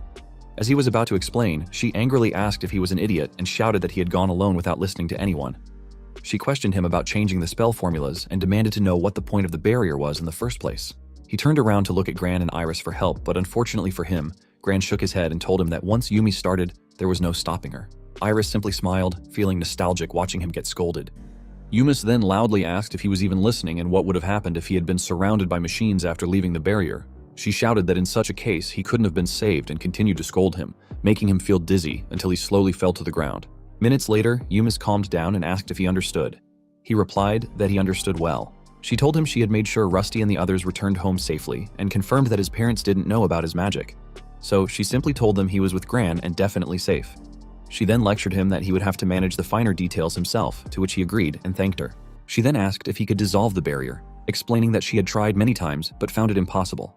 Iris calmly touched the barrier and easily shattered it into pieces, which shocked Yumi's. She couldn't believe it, but Iris just smiled and asked if she was right that it was all right. He called out to Iris in concern while Yumi's trembled in fear. Iris explained that Yumis had been scolding him too much, so as his subject, she just wanted to get a little revenge. He told her she should have just stopped Yumis from scolding him, but Iris replied that she understood why Yumis was angry, so she wouldn't dare interrupt. Gran then commented that a lot had happened today, and they should call it a day and regroup tomorrow. He told Yumis that he would take them back, so she should return to the inn. Yumis agreed while still staring at Iris, then pointed at both him and Iris and told them to make sure they explained everything properly tomorrow. She walked off, and Gran told him to lead the way, which he did. A moment later, they arrived at Luru's house, where he saw his mother waiting outside. He was startled to see her standing there, staring at him with a blank expression. She asked him where he had been, and he replied that he had only gone a little way to the ruins. Suddenly, his mother slapped him. He remained calm, simply looking at her as she began crying. She approached him, knelt down, and hugged him tightly. Trembling in fear, she asked if he understood how worried she had been. He admitted that it had been his mistake, but explained that he had to go. He knew that himself. She was surprised at his sincerity and smiled, realizing it couldn't be helped. She then looked to Gran and asked if he had been helpful. Gran replied that he had definitely been helpful because the magic machine in the ruins had been about to attack the village, and if Luru hadn't stopped it, the village would likely have been in danger. She was relieved to hear that and wondered if it was because Luru had learned martial arts from Patrick. Gran, however, knew to stay quiet. Luru's mother then noticed Iris and asked who she was. She asked if Iris was correct in saying she wasn't from the village. Iris gracefully greeted her and introduced herself. She explained that due to certain circumstances, she'd been asleep in the ruins and was saved by them. Luru's mother stood and asked what she meant by ruins. Iris explained that she had lost someone dear to her and, in an attempt to avenge them, fell into an enemy's trap. Many years had passed since she fell asleep, meaning her parents were likely no longer alive. Luru's mother pitied Iris and immediately hugged her, telling her that it must have been tough. She couldn't believe someone so young had no one to rely on. She then insisted that Iris should come live with them. Iris politely declined, saying she couldn't accept food and shelter on top of having her life saved. Luru's mother assumed Iris was just being modest and told her that wasn't the case. She turned to Luru and asked if she was right in assuming that even he wanted Iris to live with them. He was confused for a moment, then replied that it was fine. He had intended to convince his mother anyway, but somehow the situation had flipped. His mother, now excited, told Iris to become their daughter. She enthusiastically held Iris by the shoulders and shouted that she would send a letter to Patrick, confident he would agree immediately. Iris tried to calm her by addressing her as Madam, but she insisted that wasn't the right term and forced her to call her mother. Iris was surprised but followed along. Luru's mother then lifted her up and excitedly shouted that she was adorable and was now her daughter. Iris looked to him in panic, silently asking what to do, but he just shook his head, signaling her to accept the affection. Gran asked if this wasn't a good thing, pointing out that attaining the status of a noble's daughter wasn't easy. Gran then said goodbye, saying he would return to the inn. He reminded Luru to come after breakfast the next morning, as there was something he wanted to discuss and ask, but he should bring Iris with him. Luru agreed. His mother told them they should go to sleep early that night, holding Iris by the hand. Gran walked away and his mother thanked him. Luru looked at the two women and couldn't believe that his friend's daughter had become his sister, but he was glad that everyone was safe. The next morning, he and Iris arrived at the inn. He opened Gran and Yumis's room door while apologizing for being late, but was surprised to hear Yumis say they were late, her eyes fixed on him seriously. She then asked where they should begin. When they were all seated, he asked what the discussion was about. Gran began by asking, as a starter, if he was correct in assuming that he had tampered with Yumis's barrier the previous day, and where he had learned such a technique. He replied that it was a very important secret to him, and that he didn't mind telling them, but in exchange, they would have to swear an oath right there. Yumis responded that she understood and swore she would absolutely not tell anyone. However, when he looked at her, he saw a red line encircling her and calmly told her that she was lying. He explained that he had cast a lie detection spell in the room. She told him that she didn't feel any magical energy flow, but he simply asked if they should test it. He then asked her what her favorite food was, and she answered with meat. Next, he asked her who her best friend was, and she replied Melia. Finally, he asked her what she would want to be if she were reborn, and she said, a bird. He then told her seriously that her answers had been lies from the beginning and asked if he was correct. This left her shocked. She then confirmed that the magic had indeed been cast, but reassured him that she truly had no intention of spreading his secret. He asked if it was true that she still intended to tell at least someone, and she admitted that she did, because as adventurers, they had a duty to report significant findings to the guildmaster. He told her that he understood how she felt, but he couldn't share the truth under those circumstances. If he were to speak, it would have to be under a contract spell. Gran then told Yumis that this was the reason why he had warned her not to treat Luru as just some kid. Yumis asked if that had been Gran's impression. She explained that she hadn't spoken much with him before and only wanted to understand his character better. She apologized for attempting something like that, and he could tell she was being truthful. He asked her if she still intended to report it, and she replied that she would try to keep it hidden as much as possible. However, if the guildmaster exercised their authority, she would have no choice but to comply. She then asked if she was right in assuming that he could use contract magic, and if he could teach her, provided it was something that could be bound that way. She admitted that she hadn't intended to ask because the method of altering magic sounded too troublesome to report. But if she couldn't speak about it, then there would be no way to report it anyway. He understood what she meant and asked Gran if it was all right with him. Gran replied that from the beginning, he had no intention of telling anyone. He added that if they were to strictly follow the guild's rules, it would be one thing. But since the expedition had ended without any gain, a little omission in the report wouldn't be too bad. Hearing that, he smiled, realizing that they really were a pair of carefree folks, just as he had thought when he first met them. He then asked Iris if it was acceptable to her as well, and she replied that it was, if it pleased him. He raised his little finger in the air and said that they should form a contract. His power spread throughout the room as he told Yumis and Gran that he would now disclose secrets about himself and Iris, and that no disclosure would be permitted. He released magical chains that wrapped simultaneously around Yumis and Gran, binding their mouths, necks, and bodies. The chains then vanished, and he declared that with that, the contract had been made. He then calmly told them that he didn't expect them to believe him, but admitted that he and Iris were ancient demons. This revelation left Yumis stunned and Gran surprised. Yumis asked what kind of nonsense he was saying, then paused and questioned whether that was even the right thing to say. He replied that he didn't really know what a typical reaction would be, but judging by their expressions, it seemed they had become like figures out of legend, just like those described in old books. Suddenly, Yumis stood up and, almost shouting, asked if it wasn't obvious. She exclaimed that she had been researching the topic herself, but ancient demons were thought to be part of a world filled with lies, exaggerated myths, and delusions.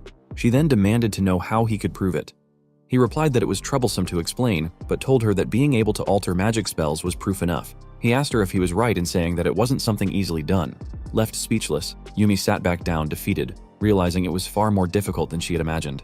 Gran commented that while he had suspected Luru wasn't ordinary, hearing that he was an ancient demon was something else entirely. Gran reminded him that his parents were nobles of the country, so surely their lineage would be documented in the family tree. Yet, here he was, claiming to be from the ancient demon race.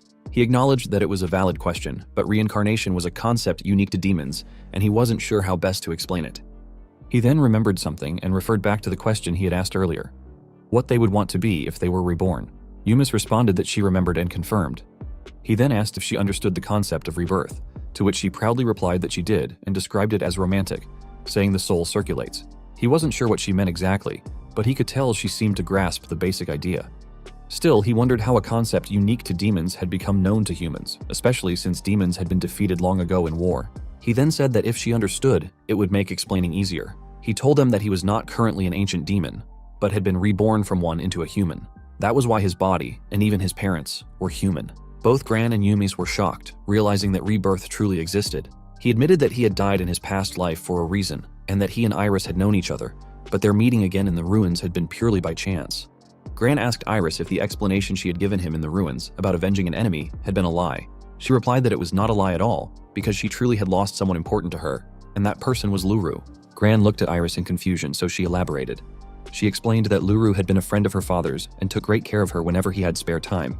Despite being young, she understood how deeply she admired him.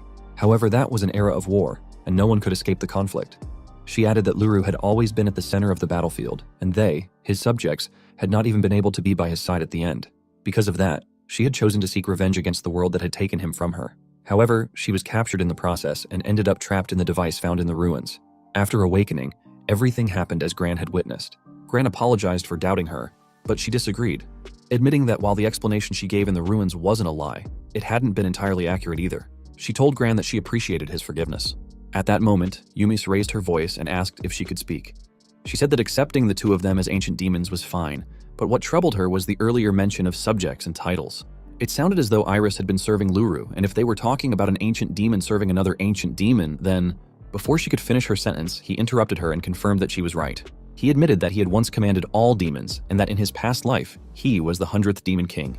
Yumis couldn't believe what she had just heard, that he was a Demon King. He awkwardly told them that it wasn't something that could really be proven, and more importantly, the fact that he and Iris were ancient demons was the real takeaway.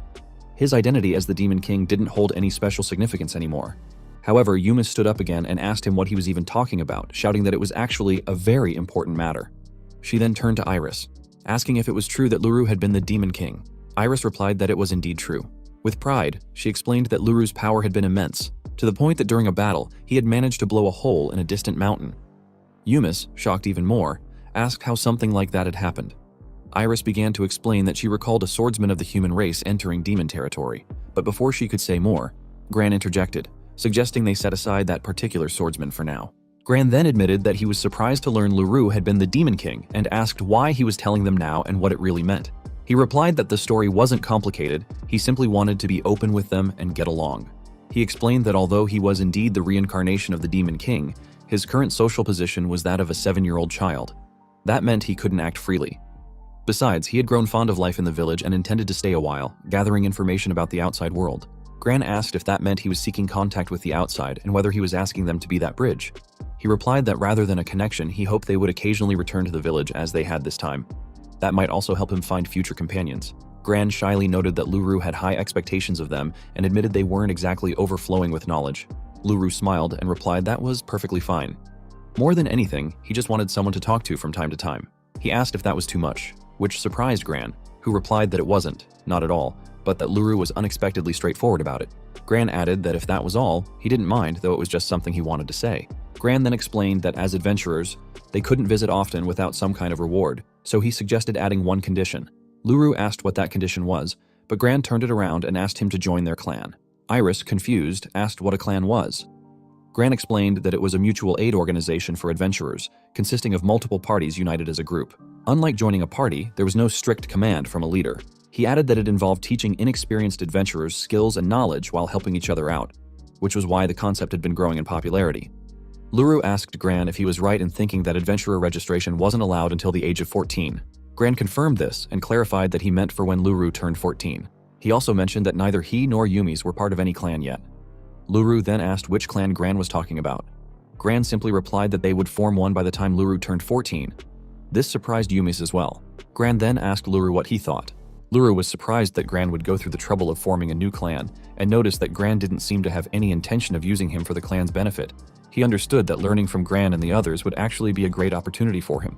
Reaching for Gran's hand, he agreed.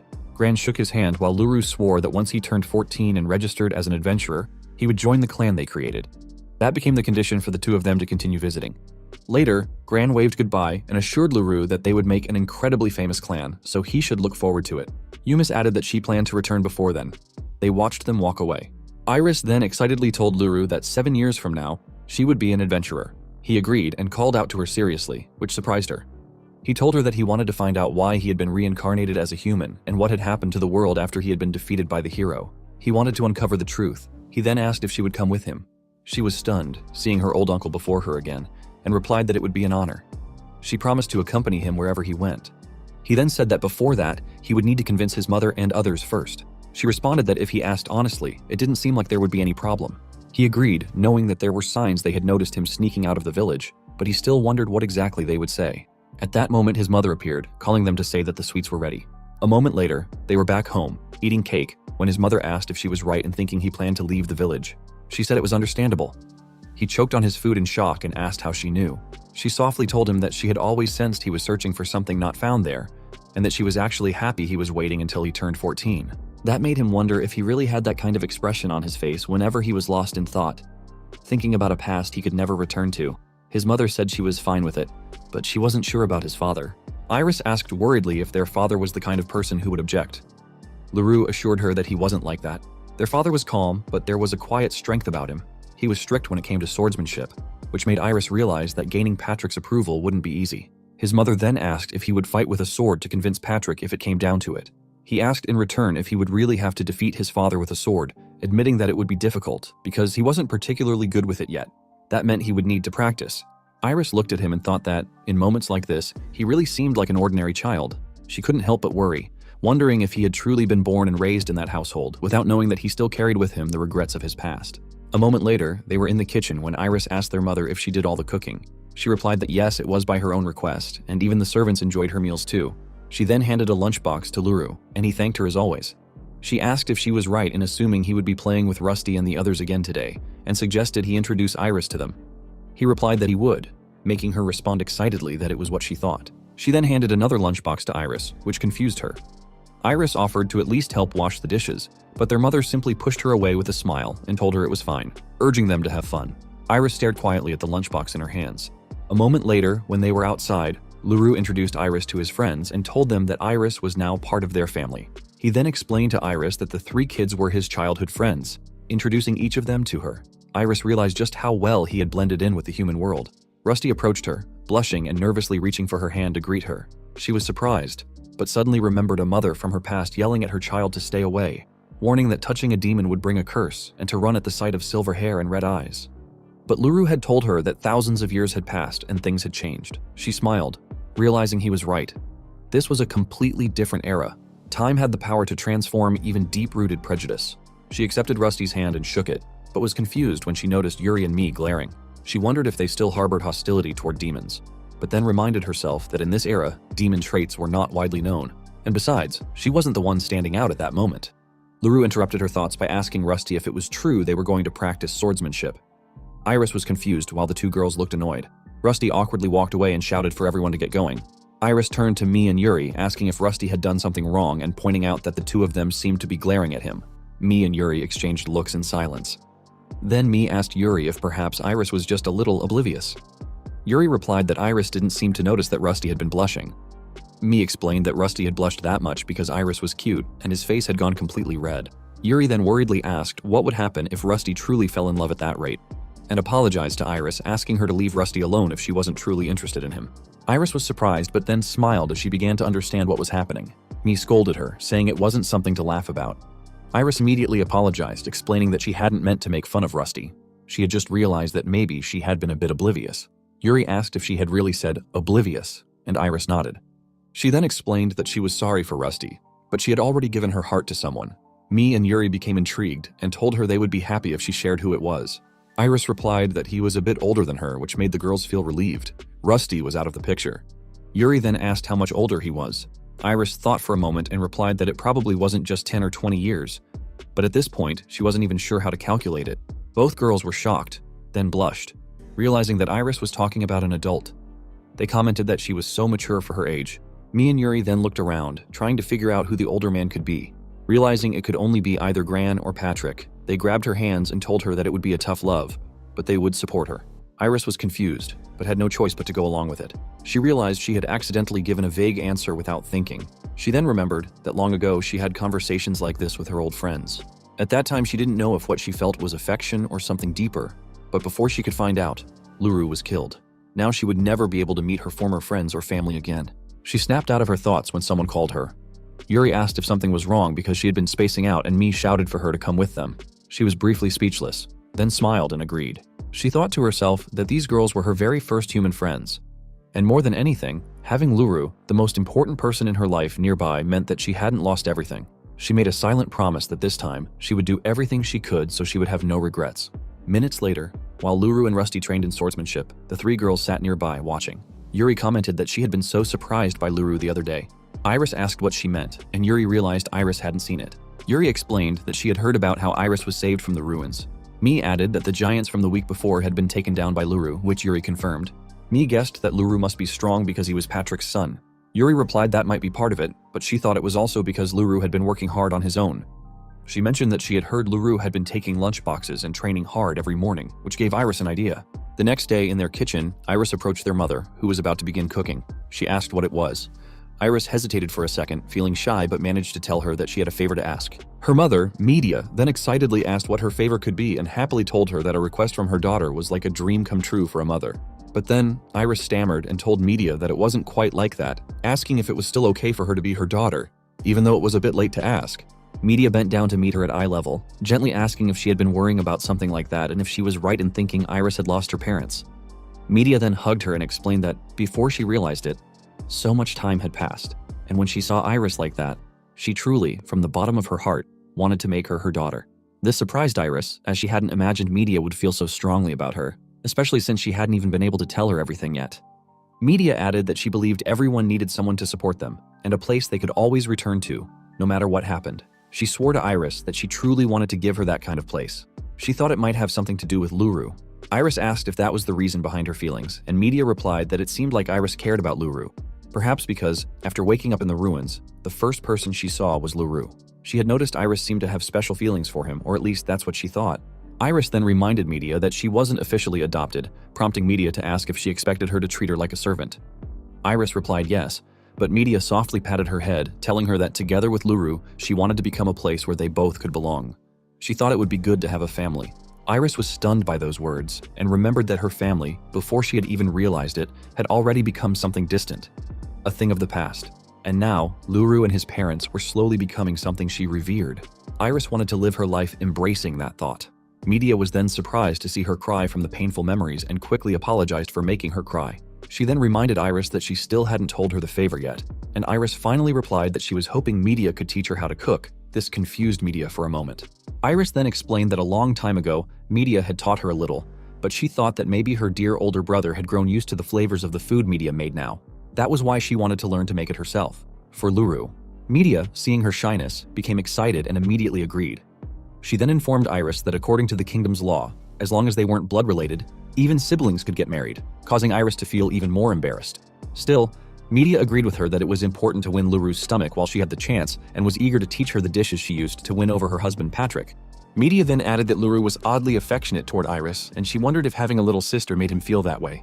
But Iris thought it was because she was merely the daughter of a friend, though she also realized that the current situation did feel a bit advantageous.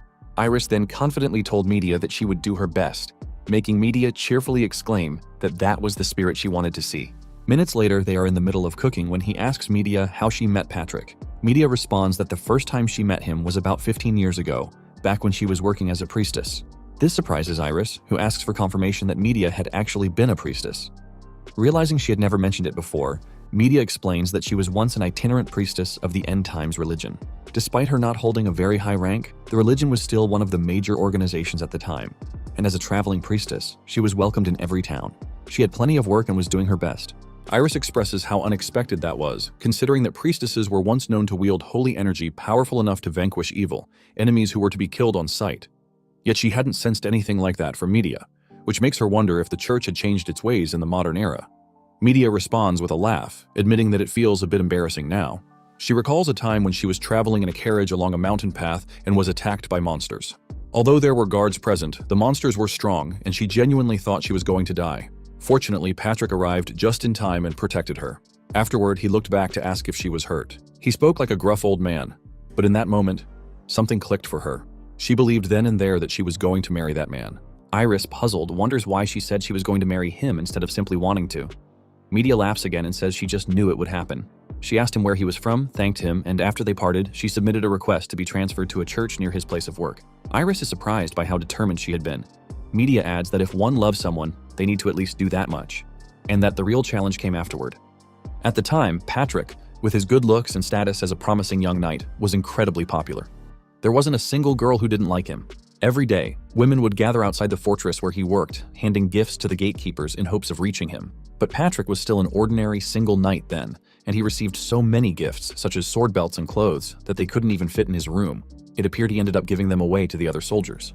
That was why Media decided to give him something that wouldn't be discarded so easily. She approached a knight on guard duty and introduced herself as the woman Patrick had once helped on the mountain path. She handed over a basket, asking the guard to pass it on to Patrick if he didn't mind. When Iris asks what it was, Media confirms that it was food. Patrick ate it, and when the food container was returned, it included a letter from him. In the letter, he thanked her and asked if she would like to go somewhere together. Iris smiles softly at Media, realizing that she had truly won Patrick over through his stomach.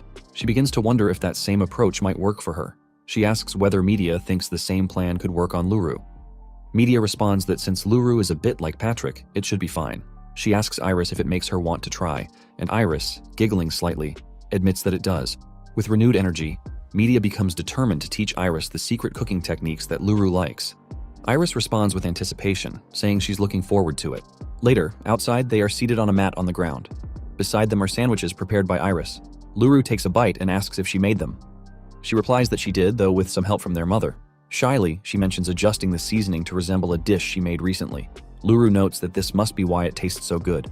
He then says that if he becomes an adventurer one day, he might start gathering ingredients and try to make dishes from the demon tribes. He wonders aloud if it would be all right to ask for her help when that time comes. She immediately agrees. He then tells her that after a short break, they will resume training. She observes that he seems especially motivated today. He confirms this and explains that their father is returning tomorrow. The next day, a carriage stops in the village and someone steps out. The man removes his glasses upon seeing him and says that it has been a while. That man is his handsome father. He took Patrick's bag case and asked him if he would be able to stay for a long time. Patrick replied that he couldn't stay for too long, but mentioned that he did have time to provide some training for him and Rusty. He responded that he understood and added that he thought Rusty was really fired up this time. He asked Patrick to tell Rusty not to push himself too hard, prompting Patrick to question if something had happened. He replied that he would explain later and that a lot had happened recently. Patrick agreed and followed him, asking where Media was. He told him that Media was at home making lunch with Iris, which confused Patrick. Patrick recalled reading in a letter that Iris was going to stay with their adopted daughter and wondered why that would happen and whether he was okay with it. He replied that he didn't mind at all, as Iris was polite and a good girl. Patrick, surprised to hear such praise, teasingly asked if Iris was his girlfriend. He responded that there was no such thing as a girlfriend in this situation, especially when she was going to become his sister. He added that Patrick wouldn't know, but Iris was actually the daughter of a friend. Patrick then informed him that, according to the kingdom's law, marriage between siblings who aren't blood-related was not prohibited. He explained that in such cases the custom was to marry first and then be adopted into another house. However, he clarified that it wasn't about legal issues. Patrick asked if he was right in thinking the possibility of a relationship between Iris and him was low, and mentioned that it seemed he viewed Iris as a real sister. He agreed, stating that was exactly what he had been saying. A few minutes later, they arrived home, where Media, Iris, and the other maids welcomed Patrick back. Patrick cheerfully announced that he was finally home and remarked that things must have been quite tough for Media. She replied that she was perfectly fine. Patrick then noticed Iris and asked if she was Iris, to which she shyly confirmed. He warmly told her that he had heard about her from Media and thanked her for preparing food. He then suggested that everyone head inside and talk. In the dining area moments later, Patrick began explaining that magic tools were becoming popular in the royal capital, particularly among high-ranking nobles and officials. In short, households of important people used them often, and many were imported from outside the country. His family listened to his story and concluded that asking Gran for help had been the right decision. He knew his father's stories were always interesting, but they were often simplified for children. Moreover, since Patrick was a knight of the kingdom, the complex information was not easy to grasp. He figured he wouldn't be able to hear detailed insights. Patrick then looked at Media and opened a discussion about what was written in the letter. She responded sweetly, asking if he was referring to the idea of taking Iris as their daughter, saying it wouldn't be a bad idea since Iris was so cute. Patrick agreed immediately and remarked that, from what he had heard, Iris seemed like a good girl and appeared to be getting along well with Luru. Iris bowed and thanked him for the compliment. Patrick laughed, noting how polite she was. He then promised to submit the application forms upon returning to the royal capital, and media thanked him warmly. Luru watched his family getting along, but then frowned, knowing he needed to speak up. He told Patrick that he had something he would like to discuss. Patrick asked what it was, and Luru confidently said that when he turned 14, he wanted to become an adventurer. Patrick replied that it was acceptable since, as nobles, it came with complications but was still possible. He added that even if Luru became an adventurer, he could still inherit the family estate, and if necessary, they could always adopt someone. There were options. However, he warned that being an adventurer wasn't as easy as it sounded, so a challenge needed to be set. Patrick gave him a challenge. By his 14th birthday, he must be able to match Patrick's swordsmanship. Patrick, who stood at the peak of swordsmanship in the Kingdom of Leonard. Luru smiled upon seeing the fire in his father's eyes. Patrick then added that if he couldn't reach that level, he would die quickly, even as an adventurer. Luru recognized that same fierce determination in his father's eyes that he had once seen in the warriors who challenged him when he was the Demon King. He responded with understanding and swore that by his 14th birthday, he would become a swordsman recognized by his father. Patrick, proud of his son's determination, told him he believed he would become strong. Media, laughing, mentioned that she would need to prepare lunch for Patrick the next day as well, to which Patrick cheerfully agreed. Iris whispered to Luru that she was glad, and he nodded in return. Looking at his hand, he knew his swordsmanship skills were still immature, his physical strength lacking, and his magical control not yet what it used to be. Still, he smiled, knowing that there were many challenges ahead. Days later, at the training ground, Rusty launched forward and swung his sword at Luru, but Luru easily blocked the strike and countered, but Rusty managed to block it. He asked Rusty if he could keep up with that speed. Rusty replied that he had improved and explained that over the past few days, Patrick had drilled him intensely. He noted that he was getting better at quick movements, though he still couldn't perform a proper counter. Luru offered to teach him and suggested they surprise Patrick the next time he visited, which excited Rusty, who readily agreed. Meanwhile, Iris sat at the side watching them. She knew that beyond his modern swordsmanship training with Rusty, Luru had also been secretly practicing magic at dawn when no one was around. She reflected that, although Luru was not as busy as when he was the Demon King, his reincarnation hadn't changed how occupied he was, but she was happy to see that he seemed much happier now. Still, she felt that while Luru was working hard, she herself wasn't doing enough, and that didn't feel right. Just then, someone called her from behind. Turning around, she saw Mii and Yuri approaching, asking her for a favor. Yuri and Mii told Iris that they wanted her to become their mentor, which took her by surprise. She replied that if it was dancing, she had some experience, though she wasn't particularly skilled in other arts. Mii quickly shouted that it wasn't about that, they meant a mentor in combat. Iris asked if it was really for them, and Yuri confirmed, apologizing for bringing it up so suddenly. Mii explained that she had tried to stop Rusty from becoming an adventurer, but Rusty refused to give up. Yuri added that, at this rate, Rusty was truly going to leave the village. That was why they had decided to become adventurers as well, and for that, they needed combat training. Yuri continued, explaining that a few days prior, they had spoken to Luru about their decision. Luru had initially been surprised that they wanted to become adventurers, but after they explained that it would be dangerous for Rusty to go alone, he came to understand that they intended to stay by Rusty's side. Yuri then said that was the reason they wanted to train, and asked whether Luru thought Patrick would help them with it. Luru had replied that Patrick would probably train them, but rather than focusing solely on swordsmanship, it might be better for them to train as mid-range support. This surprised them, prompting them to ask what he meant. He explained that mid-range support referred to those who assist from behind the front lines, using magic or tactics to back up the fighters. He added that strengthening the formation would give the frontline swordsmen more freedom, and since Rusty was likely best at close combat, their support would be crucial. Knowing Rusty well, he suggested they ask Iris for help. Yuri then turned to Iris, explaining that this was the reason they had come to her, because she was knowledgeable about magic and quite strong. Iris agreed that Luru's suggestion was excellent. She told them she didn't mind teaching them, but warned that the techniques she had learned were quite unique and the training would likely be intense. Both Yuri and Mii quickly assured her that they were completely fine with that, and even said the tougher the better, which surprised Iris. She asked them why they were willing to go so far. Mii confidently responded that it was because they wanted to stay with Rusty. She explained that whenever something caught Rusty's interest, he would just chase after it without hesitation. Iris was startled when she saw Mii's expression turn solemn as she recalled the incident with the giant in the ruins. Luru had spoken about how strong Rusty was, but at the time, they had been so scared of the giant that all they could do was hide behind Rusty. If something like that were to happen again, it would become a lasting regret. Yuri added that, as they were now, they would only be a burden. That was why they couldn't just follow Rusty around. They needed to become strong enough to protect him. Hearing this, Iris remembered the time when she wished to be stronger. She stood up, telling them that she understood their feelings, the desire to protect someone dear. In that case, she said, she had no reason to refuse. However, she warned them that since they had asked her to make the training as tough as possible, she wouldn't hold back. She asked if they were truly ready. Both Yuri and me were terrified by the determined red gleam in her eyes, but they stuttered through their fear and begged her to teach them. A moment later, Luru and Rusty were finishing their training for the day and walking back when Rusty commented that he thought he was starting to get the hang of it. Luru agreed but reminded him that actual combat was still a long way off. He told Rusty there was no need to rush and that they should get some rest for now. Suddenly they heard shouting nearby.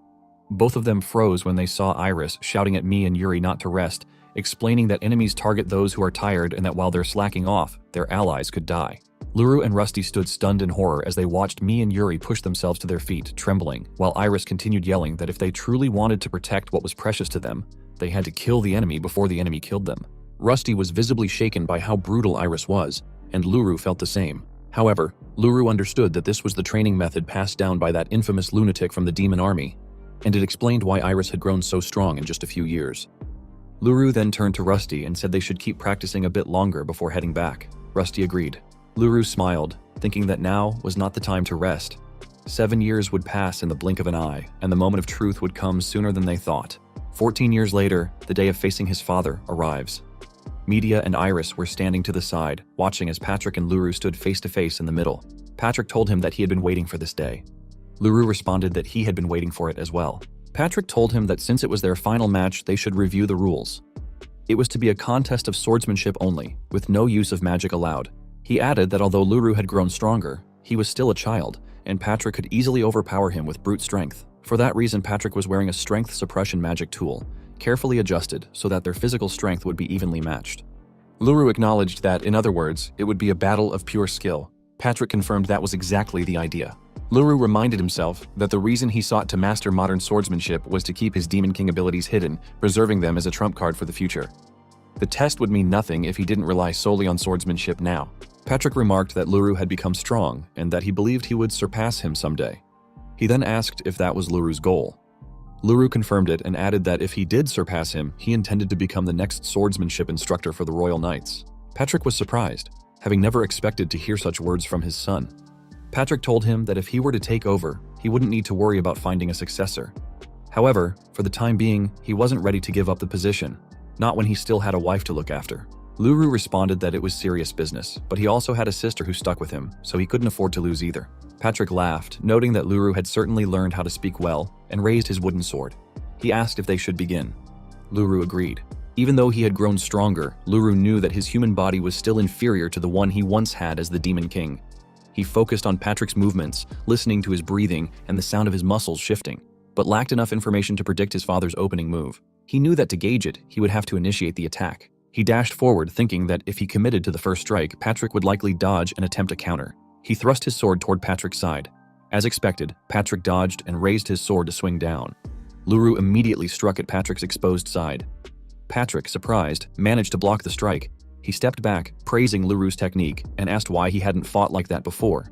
Luru simply reminded him that he had once said it was good to have a trump card or two up one's sleeve. Luru pressed forward, swinging his sword and mentioning that he had been thinking about a lot. Patrick blocked the next strike, then loosened his grip, allowing the blade to slide downward and avoiding the full force of the blow. Luru twirled his sword around and swung again. Patrick blocked the attack and noted that the fundamentals of Luru's techniques were undeniably what he had taught him. Patrick understood that the approach he had drilled into Luru was based on cutting off the opponent's escape routes, cornering them step by step. But Luru's style felt different, more relentless. No matter how much the opponent tried to run, Luru chased them down and crushed them. It was not entirely illogical, but it didn't follow typical patterns either. It was as if Luru had real battlefield experience. Patrick asked if he was a genius, but Luru denied it. Patrick replied that his technique resembled that of a rational fighter backed by seasoned experience. He was impressed that Patrick had picked up on that after only a few exchanges. Luru knew it was true. He had years of combat experience from his former life, and had integrated the aggressive style of the Demon King into modern orthodox swordsmanship, refining it within that framework. Patrick noted that customizing a high art like traditional swordsmanship wasn't something that should come so easily, yet decided not to dwell on it further. Both of them were nearing their limits. Patrick raised his sword and began releasing a portion of his magical power, stating that they would end the match with the next move. Luru smiled, recognizing Patrick's technique. It was the very embodiment of simplicity, encapsulating everything about orthodox swordsmanship. Yet it was more refined than anything Rusty or even Luru could manage in their current states. Luru raised his own sword, confident that he had a counter prepared. Patrick dashed forward, shouting that he was coming. Luru responded with equal confidence, calling for Patrick to take it. Both launched forward at once, delivering a single decisive blade strike aimed at one another. Hours later, he woke up and saw many people drinking around him, making him wonder where he was and if the place was a tavern. Iris, sitting next to him, informed him that he was finally awake. He asked her why he was there. She replied that during his fight with Patrick earlier, he lost and passed out. That reminded him, when Patrick hit him with that single blade strike, he had lost consciousness. Still, he accepted the defeat easily and asked Iris what the celebration was for, especially if he had lost. He questioned whether this wasn't supposed to be a test that he had failed. Iris explained that it wasn't about winning or losing. After all, even Rusty and the others had been soundly defeated by Patrick, yet they had confidently set off on their journey a few months prior. The realization settled in as Iris continued, telling him that the banquet taking place was a celebration of his departure. She then pointed at Patrick, who was proudly telling stories to everyone, how Luru was such an easy birth and how those tiny hands had once grabbed his fingers so tightly, making him feel certain Luru would grow up strong. Iris mentioned that Patrick had been going on and on about his life and was now on his third round of the same story. Luru asked how Patrick never got bored, to which Iris responded that drunk people had always been like that, regardless of the era. She recalled similar moments from her past, remembering her father drinking and chatting with the Demon King version of Luru. Hours passed and the villagers gradually returned home, while others fell asleep from drinking too much. Meanwhile, Media approached him as Iris slept on his shoulder. Media softly told him he had worked hard up until now and praised him for doing a great job. Noticing Iris sleeping next to him, Media asked if she was interrupting something. He replied that he was just about to wake Iris up. Iris quickly pulled away from his shoulder, flustered, but he said it was perfect timing. Media then asked Iris if they should head back to sleep, and Iris agreed, apologizing for falling asleep on her brother's shoulder. He assured her that he didn't mind at all. As he was about to tell Media he would head home shortly, Patrick walked up and sat next to him, asking if the star of the show was already planning to leave. Media told them they would head back first, and Iris gave a small bow in farewell. He nodded, telling them to take care, and watched as they exited the tavern. Patrick then asked if he was feeling better now. He replied that he was fine, though he had been hoping to earn an unquestionable victory and pass the test, which left Patrick momentarily speechless. Patrick asked why he didn't fight seriously, catching him off guard. But when Patrick saw his reaction, he laughed heartily, saying he was only joking and that there was no need to look so shocked. Luru told Patrick not to say strange things so suddenly, and Patrick, still chuckling, agreed. Then Patrick asked if he was right in thinking that Luru couldn't fight seriously because he was determined to keep certain things hidden. Luru looked at him, wondering just how much Patrick had figured out. He apologized and explained that he never intended to keep it a secret forever. He had simply thought it would be better to save it as a trump card. Patrick admitted that he had taught him the value of having a trump card, but added that he expected Luru to go all out for the final match. Seeing Patrick's mildly frustrated reaction, Luru smiled. It was clear Patrick had realized he was holding something back, even if he hadn't figured out that it was ancient demon powers. Given that the test had forbidden magic, Luru truly had fought at full strength. At least full strength by human standards. If he had included his Demon King powers, it would have required the use of magic, which he had deliberately avoided.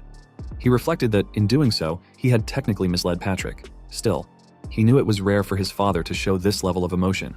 And if it was Patrick, he believed that even if he learned the truth, he wouldn't fear him, nor would he spread the information unnecessarily. He then asked Patrick if they could fight again, but this time, with everything on the line. Patrick, intrigued, asked if he really meant it. No holding back. Luru nodded and added that if they were to fight, he wanted Patrick to go all out too. Patrick looked confused at first, but then agreed, mentioning that he hadn't held back quite as much as Luru might have thought during their earlier match. Luru shook his head and clarified that what he meant was for them both to use magic, and to do so without Patrick wearing the strength-suppressing magic tool. Patrick seemed irritated and asked if Luru was mocking him. He reminded Luru that he was one of the top swordsmen in the kingdom, and now his son wanted him to fight seriously against a 14-year-old. Luru simply smirked, thinking that Patrick's intensity was exactly what he needed. Calmly, he told Patrick that if he didn't fight seriously, he wouldn't be able to go all out either. He added that his departure was the day after tomorrow, so if they fought early the next morning, no one would be around to witness it. Patrick looked at him for a long moment before agreeing. He warned Luru that if they went through with it, he wouldn't hold back. And if Luru got injured and his journey was delayed, he couldn't complain. Luru replied that that was supposed to be his line, which surprised Patrick, then made him laugh. Patrick finally agreed, stating that, as Luru wished, he would show him the full power of the top swordsman in the kingdom of Leonard. The next morning, before the sun rose, Luru took out a coin. Patrick, noticing, asked what it was for. Luru explained that it would make a good signal to start their match. He suggested that they toss the coin, and when it hit the ground, they would begin. Patrick responded that he was ready whenever Luru was, just to throw it when he was ready. Luru teased him for sounding confident and said he would take him up on the offer. Then, Luru released his ancient aura, startling Patrick. Patrick admitted he didn't think Luru was that strong. Luru clarified that he still wasn't at full power. There were parts of his strength he couldn't fully control yet. Patrick raised his sword, saying that he didn't completely understand, but what mattered was that Luru was serious, and it was time. Luru agreed, placed the coin on his thumb and flicked it high into the air. The coin spun upward, then began its slow descent toward the ground. When the coin hit the ground, both he and Patrick tilted their feet and dashed toward each other, their swords colliding at the center with a sharp clash. Patrick admitted he was surprised, not having expected the gap between them to be so small. Luru responded that he hadn't expected it either and acknowledged that he still had a long way to go. Patrick then pushed his sword away, stating that he had planned to end the match with one decisive strike. Luru was pushed back slightly, creating a gap between them, but he immediately dashed forward again, positioning his sword for a frontal thrust. Patrick noticed his stance and recognized that a thrust was coming. He considered dodging, but quickly realized that even if he did, a follow-up attack would be waiting. He remembered that just yesterday, he could have managed it, but today he couldn't keep up with Luru's speed. That left him with only one viable option, to knock the attack aside. Luru in turn was surprised by Patrick's positioning. He was impressed that Patrick intended to block the attack head-on. Knowing that slowing down would give Patrick an opening to exploit, he decided to take a gamble. He committed to the thrust, but Patrick swung his sword down hard, deflecting Luru's weapon to the side. Patrick, believing the match was over, excitedly declared victory. But then, to his shock, he saw Luru holding a second sword, one wrapped in ancient magical power. Luru questioned who had said it was over, then swung the blade with force, causing Patrick to collapse. With pride, he stated that it seemed he had won. Moments later, Luru walked slowly, carrying Patrick on his back. His entire body ached. He realized that since childhood, he had gradually increased the amount of magic he could use, but Patrick had been unexpectedly strong. To keep up, he had pushed his magic several levels beyond what his body was accustomed to, and now he was paying the price in severe muscle pain. He asked himself whether he would always have to endure this kind of backlash just to expand his magical capacity. Reflecting on it, he thought about the heroes of history, humans who had overcome their own magical limits time and again to defeat the strongest demons. Their efforts, he realized, were truly extraordinary, and it made him aspire to fight at that same level someday. As he returned, Iris greeted them and asked how the fight had gone. He assumed that Iris had already sensed the magic he used, but he simply told her that he won. It hadn't been a flawless victory, he admitted, but if they fought again, he was confident he would win without a doubt. He added that Patrick had been far stronger than he had expected, which surprised Iris. She remarked that it was rare for him to openly praise someone he had fought and asked whether Patrick was truly that skilled. He confirmed that he was, and added that depending on the equipment, if Patrick had been born in that era, he might have been a match for Bacchus. That stunned Iris, as it meant Patrick was on the level of her original father. Just then, Patrick stirred and asked where he was. Luru replied that they were back in the village. Patrick, recognizing the setting, acknowledged his loss. Patrick slowly climbed down from Luru's back, remarking that he had always believed the world was vast, but he never expected his first defeat in ages to come from his own son. As Patrick struggled to move, Luru supported him, warning him not to push too hard. It was clear Patrick had used more magic than he thought. Patrick then asked Iris if she had noticed anything.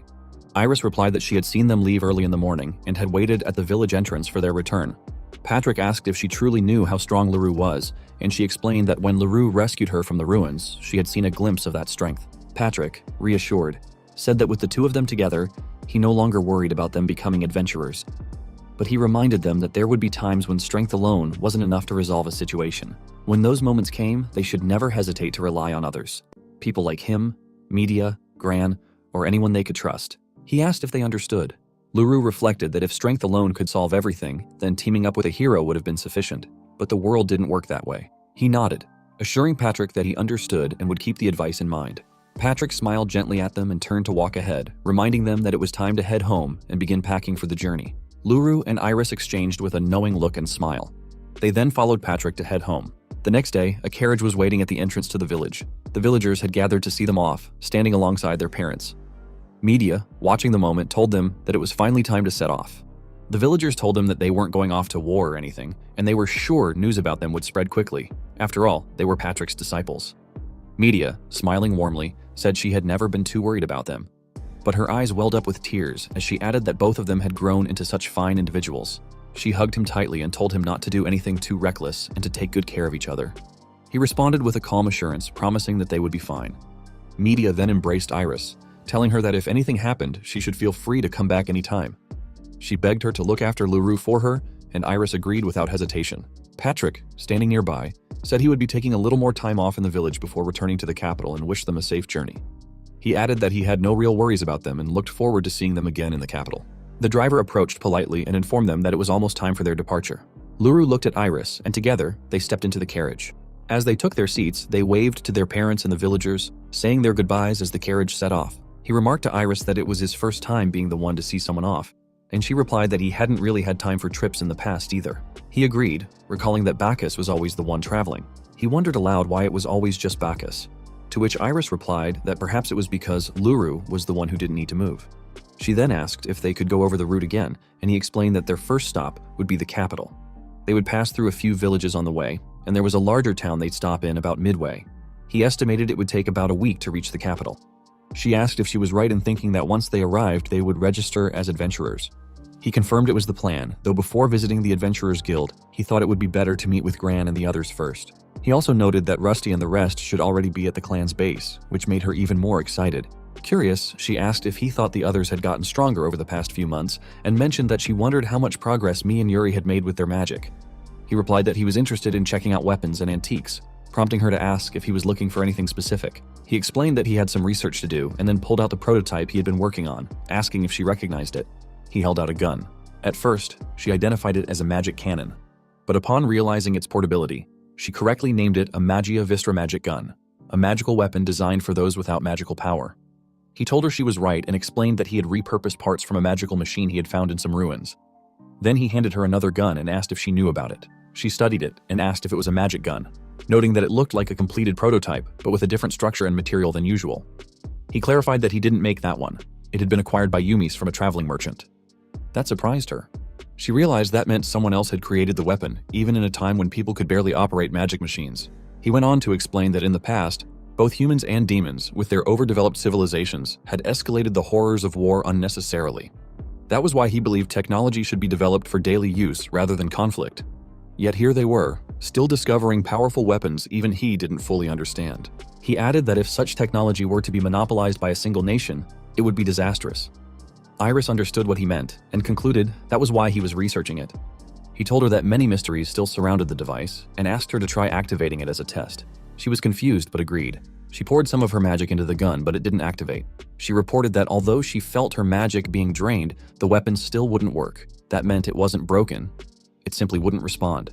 Luru noted that even Iris couldn't activate it and admitted that, despite dismantling and studying it, he still didn't understand how it worked. He sighed, saying they had only just left the village and were already facing a significant challenge. Iris, laughing gently, told him that he seemed to be enjoying himself. He looked at her in confusion. She explained that he had always liked solving mysteries, reminding him of the time when Bacchus's secret alcohol stash disappeared and Luru had gleefully tracked down the culprit. Embarrassed, he admitted he couldn't believe she still remembered that. As he turned to look out the window, he asked her what Bacchus had done after he died. She said she didn't know. After he passed, she had left her father's side and traveled on her own. He said he understood, but she apologized and told him that she didn't think Bacchus had died. She explained that Bacchus was the kind of man who wouldn't die even if someone tried to kill him. He laughed, understanding what she meant, and agreed, though he knew there was no way to confirm it now.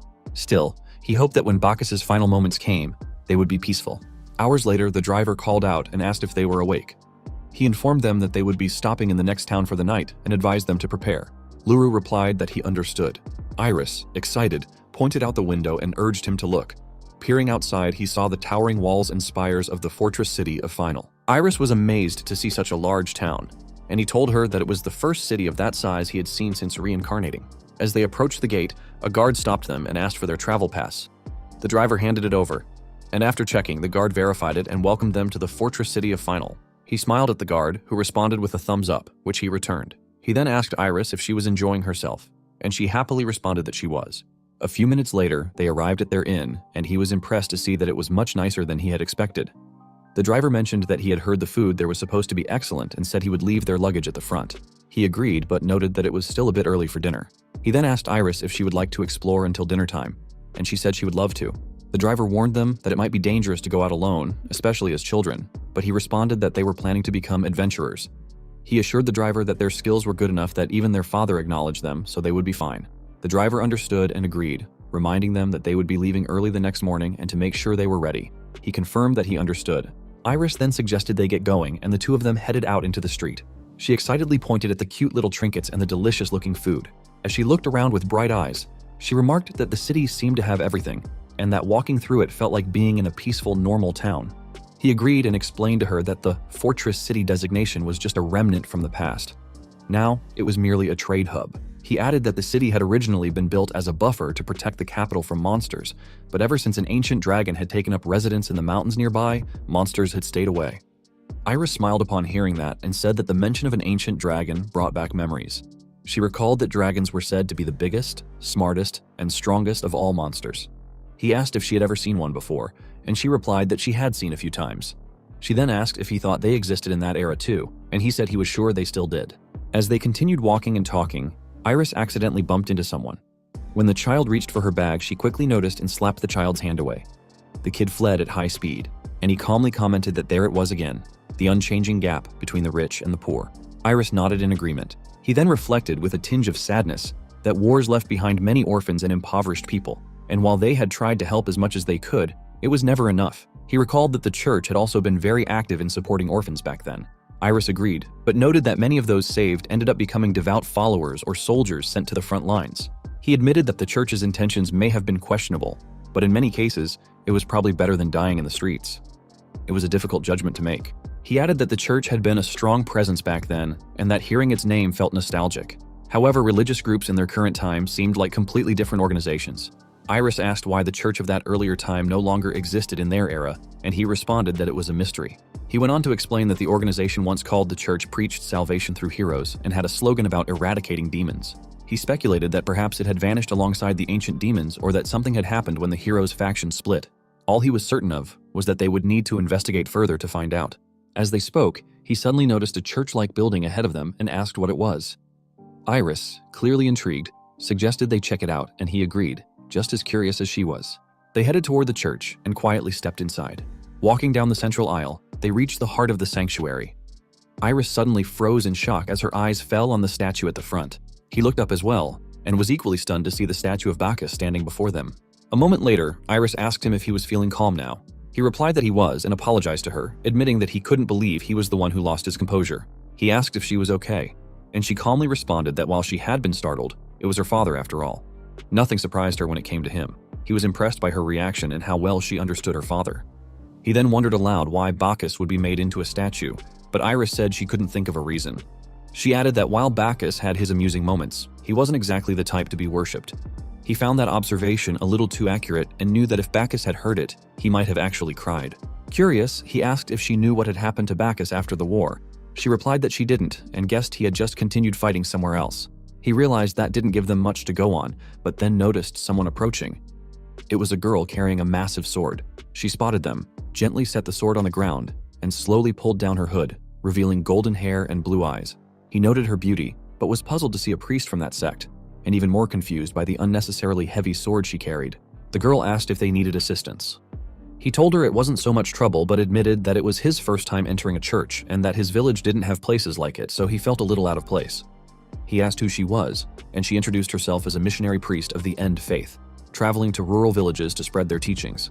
When she asked about them, he explained that they were headed to the capital and had only stopped by the church by coincidence. She smiled and remarked that perhaps their meeting there was fated. He then pointed to the statue and asked who it was, admitting that he had been curious. She answered that it was Apostle Bacchus, one of the saviors who rescued the world from chaos. In the teachings of the End Faith, Bacchus was venerated as one of their saints. Both he and Iris were shocked and could hardly believe what they were hearing. Iris whispered that she could almost boil tea with the shock, and he whispered back that he felt the same way. He asked the priestess what it meant that Bacchus had saved the world from chaos. She said it was a long story and asked if they would like to hear it. They both agreed. Once they were seated, the priestess began to recount a passage from the myths of the End Faith, dating back over 3,000 years. According to the story, humans had once been at war with a race known as the Ancient Demons. The leader of humanity, the hero, had traveled with two companions, the mage and the swordmaster, to defeat the strongest of the demons, the Demon King. He was startled by this part of the tale. The priestess continued, explaining that as the battle escalated, a powerful weapon was discovered. The hero had tried to destroy it but failed to act in time. Just as everything seemed lost, Bacchus appeared and began fighting alongside the hero. She added that Bacchus continued to support him, and thus was venerated as a saint, at least according to the legend. He found it hard to believe that Bacchus had been on the side of the hero. Curious, he asked the priestess if there was supposed to be a saintess among the hero's companions. She appeared surprised, but then composed herself and said there was no record of such a person. She asked where he had heard that, and he replied that he must have confused it with another story. She accepted the explanation, saying that it happened sometimes, and concluded the tale of Bacchus. She then welcomed them to join in prayer if they wished. The priestess approached Bacchus's statue and offered a prayer, asking for his blessing to guide the world and the two of them on their journey. Afterwards, she looked at them and said she would leave them now. He thanked her for explaining everything. She picked up the sword and walked away with it. He then asked Iris what she thought about it. She said it was a strange story and guessed that history simply hadn't been passed down correctly. He agreed, acknowledging that after thousands of years, such distortion was probably inevitable. Still, something about it didn't sit right with him. He told Iris they wouldn't figure it out by staying there and suggested they return to the inn. She agreed, mentioning that she was getting hungry. He looked at Bacchus's statue and said that if Bacchus were there, he'd probably remind them not to forget the booze. Meanwhile, in the forest, the priestess was sitting beside a bonfire when the sword commented that the two kids seemed interesting. She agreed, noting that they said they were heading to the capital and that they were her complete opposites. The sword remarked that she was truly something else and could have stayed in the capital. She responded that it was exactly why she left. There was something she needed to find. The sword asked what it was, but she said it already knew and told it to quit teasing her. The sword asked if she couldn't at least humor it a little, since talking was one of the few pleasures it had left. She reminded the sword that it had brought this on itself and added that, for now, she supposed she could stick around. The next day, Iris and Luru were back in the carriage, continuing their journey. Iris mentioned that in the end, the statue and the myth at the church only deepened the mystery surrounding his father. She noted that no one knew how much of it was true, but even hearing those stories felt like a small victory. He reflected not only on the details about Bacchus, but also the absence of the saintess and the strange mention of a mysterious weapon. He also found the priestess herself to be rather unusual. His thoughts were interrupted when Iris called out to him excitedly, urging him to look outside. He glanced through the window and was amazed to see that they had finally arrived at the capital, Desierto. He asked Iris if he was right in thinking that everyone was waiting there, to which she replied yes and said she couldn't wait to meet them. However, the driver appeared confused when he saw a line of carriages at the entrance and commented that it looked unusually crowded that day. He wondered if something was going on. The driver then called out to a lady walking past and asked if she had a moment. The lady irritably glanced back and asked what was going on. He was excited to see that she was an adventurer and wondered if all of them were as strong as they looked. The driver stepped down from the horse and asked the lady what was happening, given how crowded it was. She replied that there was an event at the plaza the following day, a dissection show for a defeated fire dragon. The driver was amazed to hear that a fire dragon had been taken down and asked if people in the capital casually did things like that. She clarified that it wasn't common and only top-tier adventurers were capable of such feats. This time, it had been two of the most skilled ones. She added that the clan making all the headlines was Elam Kubador with Yumis, both members of the Seekers of Time, which surprised both Iris and him. The driver thanked the lady for explaining and apologized for taking up her time. He then handed her a few gold coins as a token of appreciation. She looked at him in confusion and asked if merchants often did things like that these days. The driver calmly explained that he liked to take care of his connections. She smiled, finding it amusing, and introduced herself as Manaka from the Himeros clan, a nun. She told him that if he ever needed anything from an adventurer, he could count on her. The driver responded that he would keep it in mind and said he'd see her around, which she agreed to before turning to leave. Before walking away, she greeted them, making him smile. He then remarked to Iris that it looked like Gran and the others were doing great. Iris agreed but added that if the traffic was their fault, they could have pushed the event back by at least a week. He agreed with her. Later, the sun was out when they finally arrived at their inn. The driver told him that he would be heading out from the capital the next morning and would leave it at that. He thanked the driver for everything and praised him for being a great help. Looking out the window, he mentioned to Iris that he had been looking forward to sightseeing in the human capital, but it had gotten pretty late. Iris reflected on how, back in the day, demons couldn't even set foot in human cities. Large cities always had holy barriers, and if a demon entered, they would face certain annihilation. Yet now, they could walk in freely, as if it were nothing. She added that it wasn't just demons. Humans had declined as well. She wondered where the once glorious civilization that had pushed demons to the brink had disappeared to. He agreed, and mentioned that maybe the library would have some records of Bacchus. He then informed her that they would check the library first thing in the morning. She asked if they shouldn't visit Gran's clan first, and reminded him that they still needed to find an inn. He realized he had forgotten all about it, but she calmly noted that he tended to get absorbed in things. If he forgot, Gran and the others would be disappointed. He looked at her silently and asked if she really thought so, since they seemed to be having fun without them. She asked if he was feeling left out, and he shyly admitted that they were out there slaying fire dragons while leaving the two of them behind. Iris laughed at his reaction. When he asked what was so funny, she replied that he was just adorable, which caught him off guard. She apologized for teasing him, but said she finally understood why her father used to tease him so much. He guessed that Iris had more of Bacchus's spirit in her than she realized, and shyly asked her not to tease him. He then said they would postpone visiting the library and instead go see Gran and the others first thing tomorrow. She nodded and said she understood. The next day, on the streets of the capital, he remembered confidently telling Iris the night before that they would see the others, but now he wasn't sure if they were heading the right way. He stared at the map carefully. Iris looked over it and said that based on what they had, she believed they were on the right path. However, the only note they had was to come to that spot once they reached the capital, which wasn't much to go on. He said it wasn't like they wouldn't have gone, but she reminded him that, to be fair, they had initially planned to visit the library instead. He couldn't argue, knowing he was guilty of that. A moment later, they arrived at the marked location on the map. He was surprised by what he saw and asked if that was really it. In front of them stood a cracked and disordered building, the clan's base.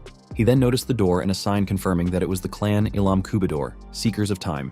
Realizing it was the right place, he told Iris that it looked like it might collapse at any moment. She told him to look more closely and explained that there was actually some intricate magic built into it. The slight inefficiency in the design, she added, felt very much like Yumi's. While she thought it felt a little lacking, she supposed it was passable. He worriedly asked if it was sturdier than other buildings, hoping that meant it was safe. Deciding to go inside, he knocked on the door and entered. Inside, he saw clean tables and a proper bar area, which made him realize that only the outside looked shabby. The first floor resembled a tavern. A woman came down the stairs noticing customers and asked who they were. He wondered if she was part of the clan and explained that Gran and the others had invited them. After introducing themselves, the woman recognized the names and introduced herself as Chiffon. She explained that she stayed there to keep watch and run the tavern. He reached out to greet Chiffon properly, thinking she seemed a bit scatterbrained and wondering if she could really handle being the one left in charge. As she shook his hand, his stomach growled in hunger. Embarrassed, he apologized and explained that they hadn't eaten lunch yet because they had been trying to find the place. She responded that they must be really hungry and said she would whip something up right away, inviting them to sit wherever they liked. Chiffon laid out vegetables and began chopping them with impressive speed before cooking them expertly with rice. While preparing the food, she mentioned that they were the ones Gran had talked about and that she had expected someone tougher looking, so she was surprised. After serving the food, she warned them that it was hot. Both were surprised by her speed, and he thought Chiffon was unexpectedly efficient. He thanked her, took a bite, and was astonished by how delicious it was. He asked what the dish was, and she calmly replied that it was all made with basic everyday ingredients. He couldn't believe she had made something so good from such normal components, and thought that Gran had definitely found a great addition to the team. Chiffon then apologized, explaining that Gran and Rusty weren't there at the moment. Gran was busy preparing for the Fire Dragon dissection show, and Rusty was out on a mission somewhere far away. Normally, she said everyone would be eating lunch together around that time. He replied that it was fine. They had arrived earlier than planned. Chiffon commented that their timing might actually be perfect. She took their empty plates and told them that since the tavern was closed for the day, they should all go watch the show together. It would be fun to check it out. Iris agreed excitedly and said they definitely should. Suddenly, Chiffon appeared at the entrance without them noticing and waved energetically, urging them to follow her. She warned that if they didn't hurry, the show might start without them. He remarked to Iris that Chiffon was unexpectedly skilled and asked when she had even gotten to the entrance. Iris replied that, at the very least, Chiffon was stronger than Rusty. Still, he couldn't get over how Chiffon didn't look it at all. A few minutes later, they arrived at the plaza and saw a swarm of people lining up. Iris commented on how crowded it was. Chiffon explained that dragons were rare enough to see, and witnessing one being dissected was even rarer. She added excitedly that tickets cost 3 silver coins each and had completely sold out, meaning the clan had made a fortune. He was surprised to hear that the tickets had sold out and reminded Chiffon that they didn't have any. Chiffon pulled out 3 tickets and told them not to worry. Iris was surprised to see that they were VIP seats, each worth a gold coin, which was quite expensive. Chiffon assured them that there was no charge for them. He excitedly thanked her and asked if Gran was the one performing the dissection. Iris also asked if Yumis would be going on stage. Chiffon explained that Yumis was busy setting up the barriers since dissections could get messy with all the blood. Then, pausing for a moment, she informed them that they were getting close to the plaza. He asked if they were really getting close, noting that he couldn't see anything because of the crowd. Chiffon then grabbed him by the shoulders and lifted him up, asking if he could see now. Shocked, he stammered that he could and confirmed they were definitely close so she could put him down. Chiffon agreed. He was stunned that she lifted him so easily. Chiffon really didn't look like someone capable of that. Minutes later, they arrived at the stage and sat in the VIP seats, noticing that the plaza was completely packed. Chiffon was simply glad they made it in time. She pointed toward the stage and told them to look, as it was starting. Gran stepped forward, called out to everyone, and thanked them for coming, prompting loud cheers from the crowd. He said it was time to get started and signaled to his assistant. The helper removed the cloth covering the platform as Gran announced that the fire dragon they would be dissecting was right there. He explained that while lesser dragons were normally no larger than a human child, this one was a whopping 15 meters long. Gran then proudly raised his sword and declared that it was time to begin the Fire Dragon dissection show. The crowd erupted in cheers for Gran as he shouted that the Fire Dragon dismantling show was about to begin. He apologized for the wait and signaled that it was finally time. Curious, he asked Chiffon how they managed to bring in such a massive fire dragon. Chiffon replied that they had used spatial storage and explained that a trading company in the royal capital owned a large-scale version. He leaned toward Iris and asked in a whisper if he was right in thinking that nothing of that size existed anymore. Iris whispered back that he was correct, adding that even the military's equipment of that type was long gone. She then showed him her bag and explained that her brother-in-law had made it for her in the shape of a pouch. She believed its size would be more than enough for a while. He agreed, mentioning that it would be convenient if it were bigger, but right now they lacked the materials and skills to create one. Gran then announced to the audience that after the dissection, he planned to make dragon stew, so anyone interested in trying it should stay. Without further delay, Gran swung his sword and sliced the dragon's head off in a single motion, stunning the crowd. He noticed how clean the cut was and commented on it. Chiffon explained that the sword was called a katana, a special weapon said to be forged by skilled swordsmiths in the East who poured all their expertise into each blade. She told them to look closely at the dragon's head, pointing out that the scales were usually too hard to cut cleanly, often leaving visible marks. However, using a katana preserved the integrity of the material, which maintained its value. As dragon blood sprayed from the incision, a magical shield activated in time to catch it, diverting the liquid into a nearby bucket. Iris noticed it and asked Chiffon what the bucket-like item was. Chiffon explained that it was a magical tool originally designed for water-scarce regions, but adaptable for situations like this. Dragon's blood, she added, was a valuable resource. It served as a potent medicinal ingredient, a flavorful cooking component, and even a catalyst in blacksmithing. She made sure not a single drop was wasted. Gran continued with the dissection, easily slicing beneath the dragon's skin and removing it cleanly. He then carved the meat with precision and smiled when the task was complete. Gran raised his voice once again to tell the crowd that he had finished, drawing a wave of cheers. He had expected Gran to handle the entire disassembly on his own with ease and was about to ask Chiffon something when he noticed she had disappeared. To his surprise, Chiffon appeared on the stage, announcing to the audience that she would now begin cooking the dragon stew. She proudly declared it her signature dish and told everyone to look forward to it. The audience erupted into cheers once again, and to his further amazement, several men started proposing to Chiffon on the spot, leaving him confused about when that had even happened. Chiffon quickly began the cooking process, expertly chopping the dragon meat into bite-sized pieces along with vegetables and placing them into the soup she had already prepared. She stirred the mixture in a massive pot with the help of her assistants. The fragrant aroma of the stew soon filled the plaza. He turned to Iris and commented with excitement that it looked delicious. Iris agreed and wondered aloud if it was free to eat. Before either of them could say more, someone behind them answered that the food was indeed free. Gran appeared from behind and pulled them both into a tight hug, saying that it had been a while. He replied that it was getting hard to breathe and asked Gran to let them go, which Gran did immediately, apologizing with a laugh. Gran told him he was glad to see them doing well, and he responded that Gran looked great too. He then asked about Yumi's and whether she was not with Gran. Gran explained that Yumis was still working behind the scenes to maintain the magical barrier, and, unlike others, couldn't control it from a distance. He replied that he understood, even as Yumi's elsewhere fumed in frustration, holding the barrier while thinking about how badly she wanted to eat the dragon stew. Iris mentioned to Gran that Mie and Yuri could use magic even when they were somewhat far apart. Gran acknowledged it as true, but explained that it was fundamentally different from the kind of modern magic they were using now. Because it was ingrained into their bodies, common sense often got in the way of understanding or replicating it. He then suggested they set the topic aside for now, noting that the stew should be ready soon and they should join the line. A moment later, Luru received his bowl of dragon stew and took a spoonful. His eyes lit up as he excitedly exclaimed how delicious it was, adding that it had been a long time since he had last eaten dragon. Iris agreed and said it was exquisite, which surprised Gran. He asked if they often ate dragon meat back in their time. Luru replied that they didn't eat it regularly and explained that they only had dragon when it was hunted during an expedition. Demons, he added, never saw dragons as enemies. Iris elaborated that it was actually humans who hunted dragons more frequently, especially to use their parts and weapons during that era. Gran understood then why dragon materials were so commonly used, but his attention shifted when he noticed that Chiffon's serving line was unusually long. He explained to them that the tavern was open to the public and that Chiffon's appearance and cooking skills were well known across the capital. While he was glad business was thriving, he admitted that Chiffon had been complaining about a labor shortage for quite some time. Luru asked why they hadn't hired more help, especially if the business was doing so well. Gran began to answer but was cut off when Chiffon, clearly stressed, shouted at him, asking why he was the only one talking so casually and having fun. She reminded him that there were still about 500 people left to serve and demanded that he help if he was finished eating. Gran sighed and said it seemed the work environment was a bit rough, which Luru could understand after hearing Chiffon's complaint. Gran then rolled up his sleeves and walked over to Chiffon, telling her that it couldn't be helped and that he would start helping with the distribution. Chiffon praised Gran for stepping in. Iris turned to Luru and noted that he and Gran seemed to get along pretty well. Luru agreed and told her he was looking forward to the life ahead from that point on. Later, back at the tavern, Gran raised his mug of beer and proposed a toast to the success of the Dragon Dissection show and the beginning of a new journey for their newest companions. Everyone raised their glasses and cheered together. Luru stood with Iris, watching the celebration, and remarked that there were quite a few members, at a glance, around 20 people. Iris responded that the group was medium-sized and pointed out the presence of beastkin and members of the ancient tribe who hadn't been around the village. The diversity of races made her feel nostalgic.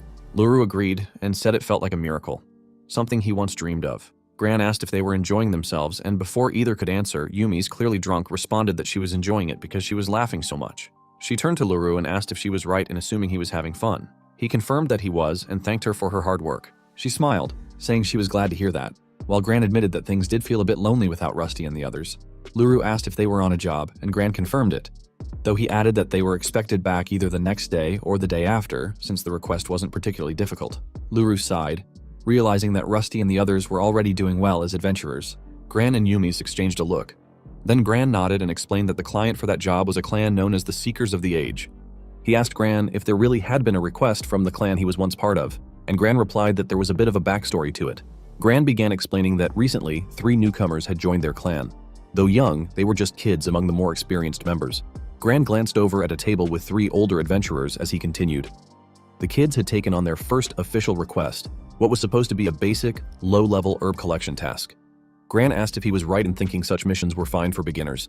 Luru agreed that they were, but Gran went on to explain that the issue was where the herbs grew, on the slopes of Njord's mountain, which took 2 days to reach from the clan. Luru responded with understanding, and Gran added that because a round trip in 1 day was impossible, the area was considered dangerous. Still, those kids weren't weak, and before anyone realized it, they had already accepted the request and left town. Yumis added that, to ensure the kids weren't discovered, she had asked Rusty and the others to quietly follow and protect them. Iris asked why it had to be Rusty's group specifically, and Yumis replied that while it would have been fine to send other members, they worried about what might happen if the kids were caught. Gran added that kids had their own pride, and it was better for them to be with those they admired, like Rusty and his team, rather than with adults. This surprised and confused both Luru and Iris.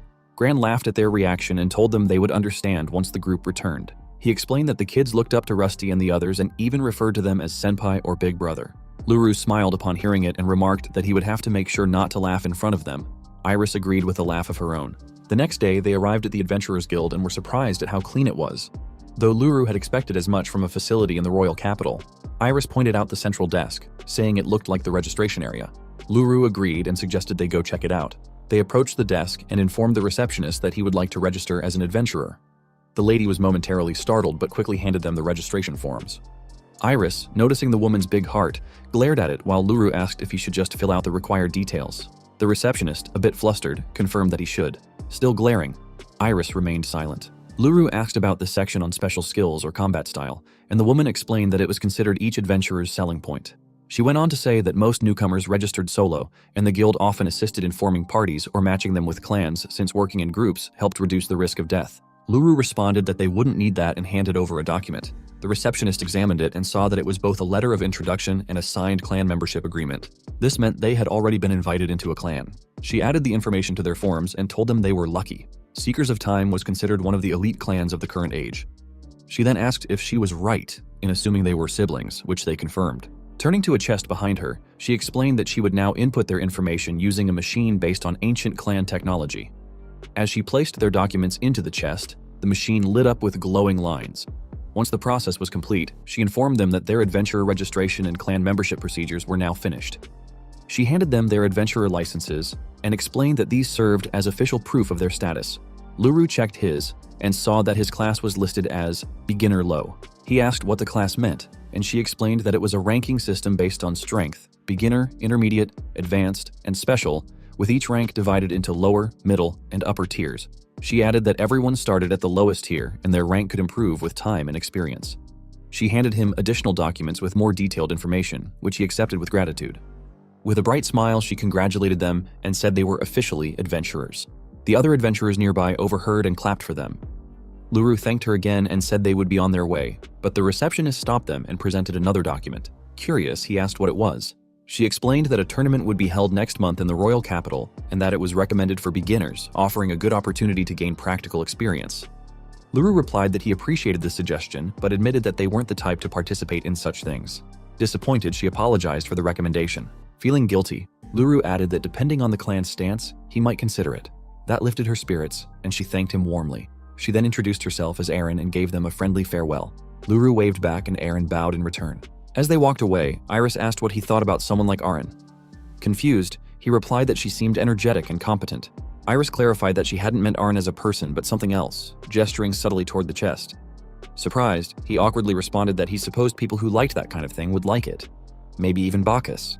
Then he realized what he'd just said in front of Bacchus's daughter and regretted it. Iris sighed, told him never mind, and muttered that it was a mistake to ask. She turned and began walking away, leaving him more confused than ever. He was about to follow her when he bumped into someone. The person quickly apologized, but Luru admitted it had been his fault. Then he looked up and was shocked to realize that the one he bumped into was Rusty.